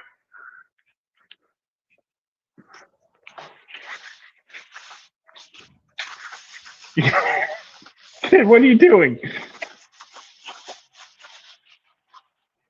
Oh, I'm getting covered in baby powder. All right. how many Wraith Crown stories do you have planned out? It's a super. Is it a super long series? I don't think it's long. If so, the first issue is going to be like 33 pages. I was if I was to do it as long as like I would like, it'd probably be closer to like 100. But obviously, can't afford a 100-page book. But that's okay because issue one still ends at a very nice part. But let's say it is 100. It basically be story would basically be like 300 page issues for one volume. I think like 3 volumes total. So 300, so like 900 pages worth. I think that's like I have the whole thing plotted out, right? Because I'm big and make sure I have beginning, middle, end figured out, all the important parts of how to get from point A to point B. You just don't always know how much each section or whatever is going to need to be flushed out, or ends up being shorter than you imagined. So, like, you can have like a fight scene. You're like, oh, maybe it's going to take like 20 pages, and then you actually write it out, and then you're like, oh wow, that was quick, or the opposite. But yeah, no, and then that's kind of like what I do. Good amount of my stories, I like to kind of like do something that shows like a future part of the plot, and it's kind of like giving a promise to the reader. Speaking of promises, what's up, there you man? are. I'm sorry. I was telling a con story, and then my baby just got into Which one? baby powder. Which There's one? so What? many. Which? Oh, yeah. Well, I was talking about the. Don't you know proper con protocol for the disabled? Well, proper etiquette, I believe is what he said. He was like, I mean, you must not know. You must not. I actually go to a ton of cons. This is like my 10th one this year, actually. Yeah, I should have. You haven't mentioned the whole story about when I. The guy was very obviously on drugs, dude, or something. This is still the craziest customer. Super awesome. Oh, no way. Oh, awesome. That was an unpleasant customer. Like here, all right. So this is me being, and I'm not trying to be an asshole when I say this. A big part of being a comic book professional when you're selling at conventions. How do I say this nicely? Is dealing with individuals with autism. I would say is it's a really real. It's like it is a huge part of the job. Like you kind of become aware of how much of your customer is. Let's pick 75. Let's go. Woo! Woo! We're definitely and hopefully not getting stuck in that conversation. I'm getting better at like you know. So that's is I forget that you don't do it as often. So like often I'll like turn away, and like normally they get the cue, but I forgot he's right there. So when I divert from them, they go to him, and he doesn't know how to say no. Just keep talking. No, you were talking to the guy for a really long time. I forgot what about. Like he kept asking you like all these different questions and stuff like that. There's a certain point where they start asking questions, and you're not going to buy my book. You're literally just being annoying. Well, I think what it was, he didn't have the money to buy your issue 1, right? Oh, that's it. He was about to get into 2. And at this point, after he really wanted to buy. He even brought out his wallet, and he was just looking at how much money he had. Oh no, I can't. Oh no, I can't. Dude, this and guy's then I'm laughing because I'm like, oh, you have $10? He's like, yeah. I'm like, my book's only $10, and he bought my book after like you spent like 20 minutes pitching to the guy. I just stole the sale right again. I had given up at this point. I was literally doing a complete 180-degree looking away from him, and he was still like screaming at me about something. Yeah, because at that point he had his wallet out, and you could physically see that he didn't have the money to buy it. No, it wasn't that. It wasn't that. I had hit my limit with him. It wasn't just the money thing. I could talk. I had seen too much. To be I was honest, just laughing because you wasted all that time with him, and then I swooped in and got the sale off I didn't even the care at that last point. minute. I'm like,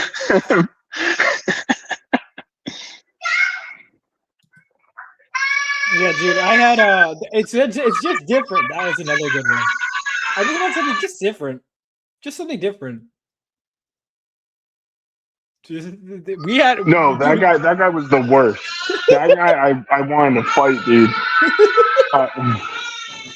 Dude, dealing with these, doing these Heroes Con was like a pretty normal crowd.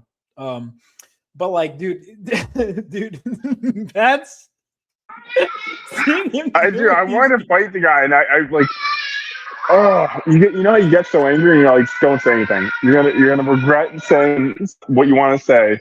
I could see you getting. Hey guys, He's gonna take that anger out on the kids now. I'm kidding. He won't do that.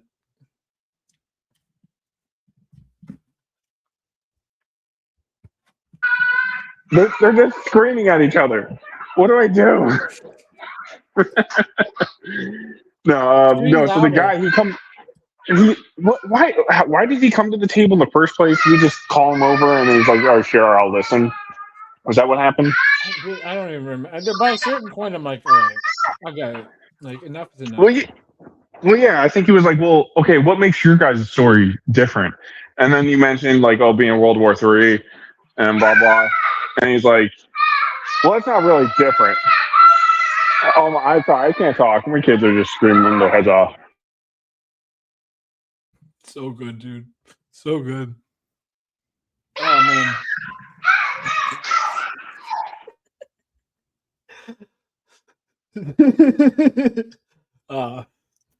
The Butt Brigade. No, yeah, I mean it was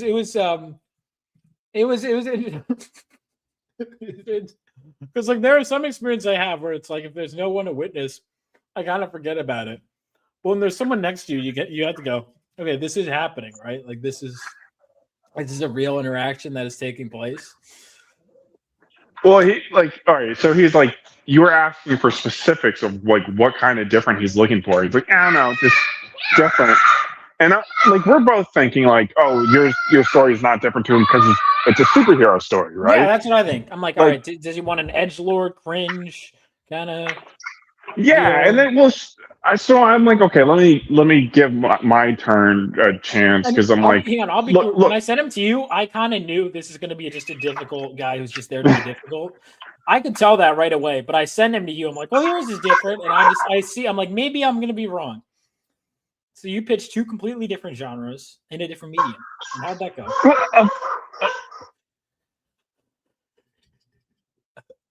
Well, it went great. You so much noise right now.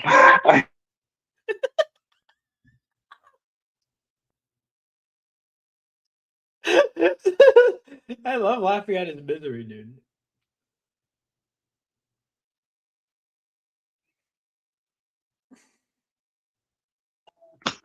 So I have a fantasy comedy, not a very popular genre, and I don't think there's any fantasy comedy described as Harry Potter meets Office Space, which usually gets me a sale if they know Office Space. And he's like, well, Dungeon Crawl exists. That's a fantasy comedy. And I'm like, yeah, that's right. Cool. I'm like, but it's not like my story. What are you talking about? Like, that's not like because there's another book that exists my genre. Like, what's happening here, dude? We're like, what's different to you? He's like, oh, like there's some guy like writing like a Viking story. I think that's really interesting. Like, because Vikings are so different. Like, not like the most popular show at some point was the Vikings. You were so mad at this dude. It's so funny. All right, let me find. I took it personally because like you're just saying like mine's not different. People fine. go up to cons. But don't just say this is a thing. I'm going to talk about cons with John's Ongbox in a bit. So this will be like John's will be a continuation of this because he wants to ask me about cons. There are people that will go up just to feel superior to you when they're standing on the other because you're usually on the other side of the table. Like, well, maybe let's see if you're worth my money. Like, dude, Yeah. I don't give a shit. Just do you want it or like I don't care. Like, just stop with the whole like I've seen better. There are like predators that like come up to you and do that shit. It's fucking annoying. Like, fine, It's you like, don't cool. think my story is different. Like, Totally that's fine. But don't reply back being like, "Oh, unique story is like a Viking story." Like, fucking what the fuck?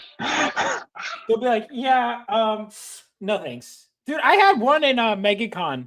This guy, I felt bad, but he was like, it was weird because he goes up to me, he goes, he grabs my book, he said, can you take a picture of me like reading it, like holding it? And I go, yeah, if you buy the book. And he looks at me like, I just thought that, and he puts it down. He's like, I'm sorry. I'm like, oh, what? I was like, why would you want a picture of reading a book? He looked at me like I had just done some like horrible crime. I'm like, I like, why would you take a picture of a book you don't get? If you don't like, what would you do with that picture? Like, oh, I'm reading this book that I didn't care enough to buy, and I have no. I was like, what? This was at MegaCon. I still think that so good, great, Baltimore. That was an all timer. I think my favorite though. For those of you that weren't in the chat, we were talking about the Baltimore scene. My all-time favorite is where this one girl is wearing something, has something Lord of the Rings related, walking by. Do you want to tell this tale?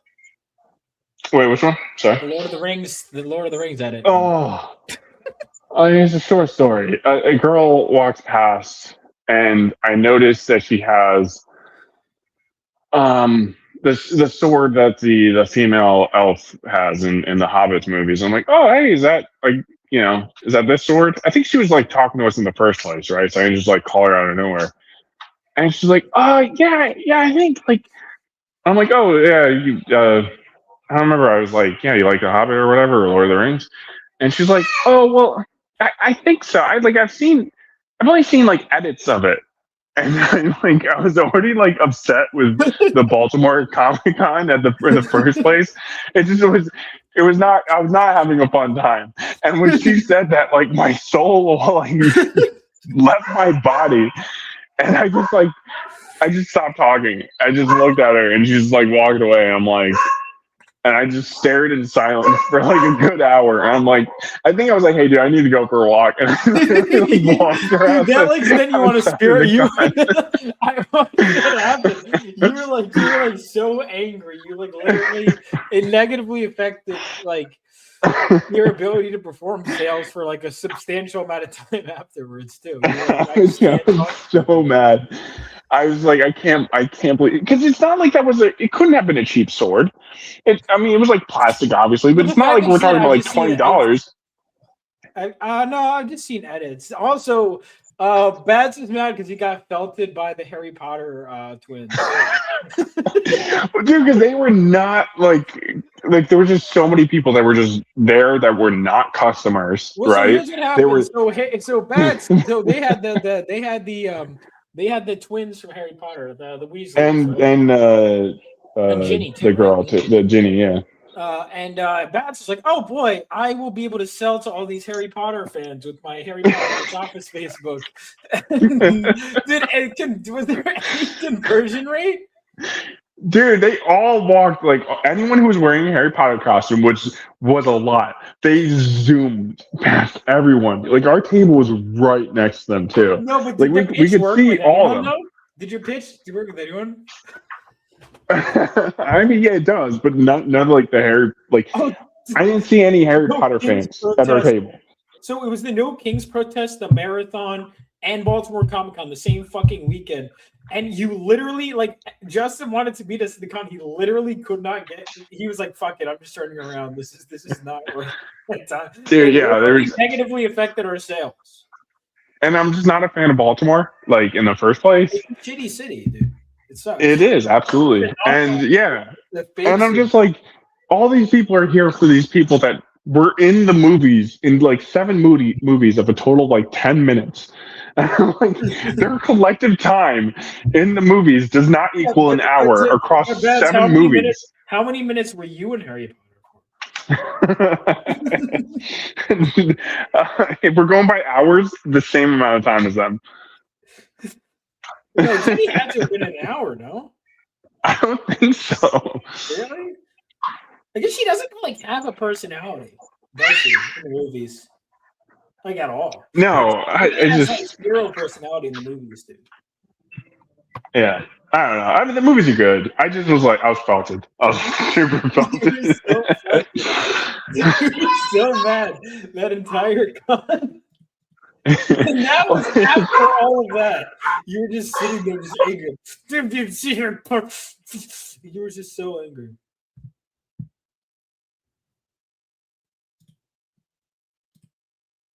Dude.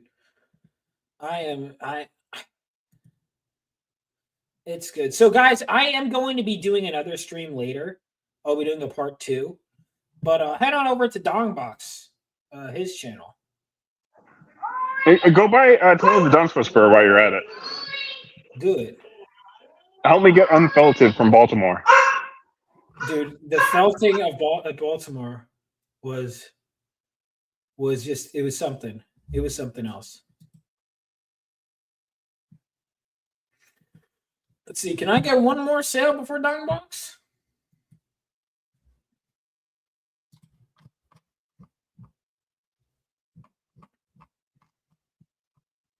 Looks like this 48-hour cover, although to be fair, I launched at a very different time last time.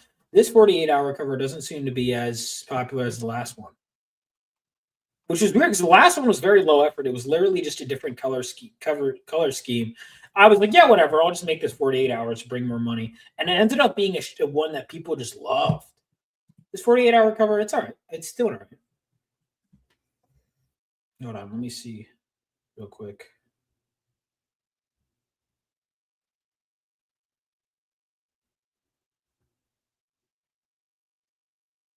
Yeah, no, I mean, it's feeling fine.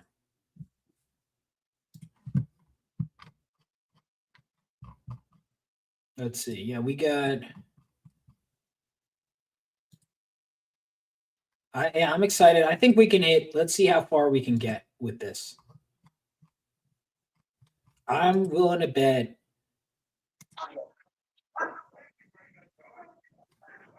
The dogs start barking, then my kids start screaming, oink, oink, oink. I don't get it, man. You sure you didn't teach him that? It sounds like something you would teach him, man.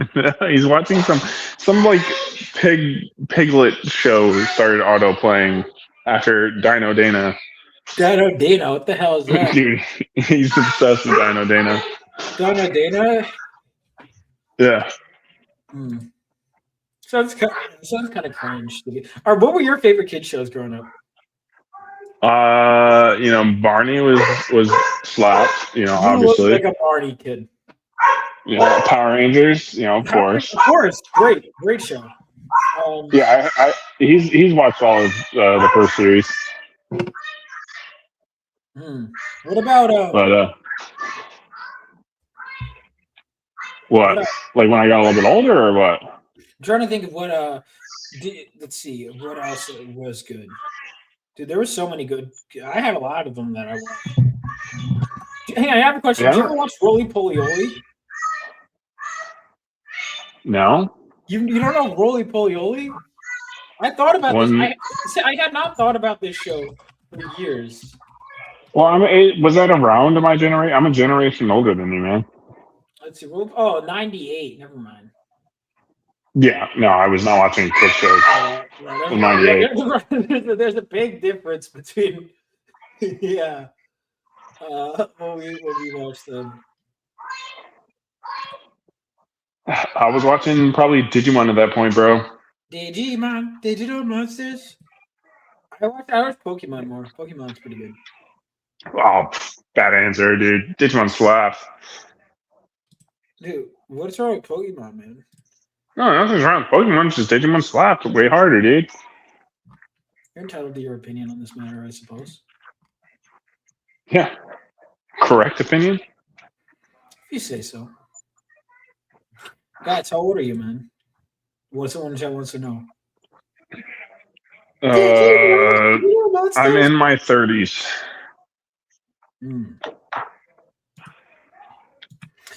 Pokemon is for losers. Digimon is for men. Said MSK. All right. Digimon is what? Is for men? Yes, absolutely. 100% agree. By the way, I lost money on MSK contribution to Phenomenova issue 1. You know that? I literally lost money. I mean, I see it. Maybe it's a good investment. Maybe it's like El MegaCon, Yeah, Maybe he'll eventually see the money return. yeah, we're on issue 4, and he still hasn't fucking read issue 1. Yeah. Oh no, I didn't. He was hitting me up a while ago a couple months ago to go on a show, and I'm like, I really want to get back on it, but I'm so busy, man. As you can see, I can't do this. Going on people's show and having my kids freaking out all the time. Yeah. I can do it to you because you're you, but yeah, I'm interested to see how the Wraith Crowd promotion train's gonna go. You have no idea how many things I'm juggling right now. Like my kid is just taking envelopes out of a thing, and I'm just constantly putting them back in now. MSK saying literally reparations. Having sex with this girl. Don't you have to be black to get reparations?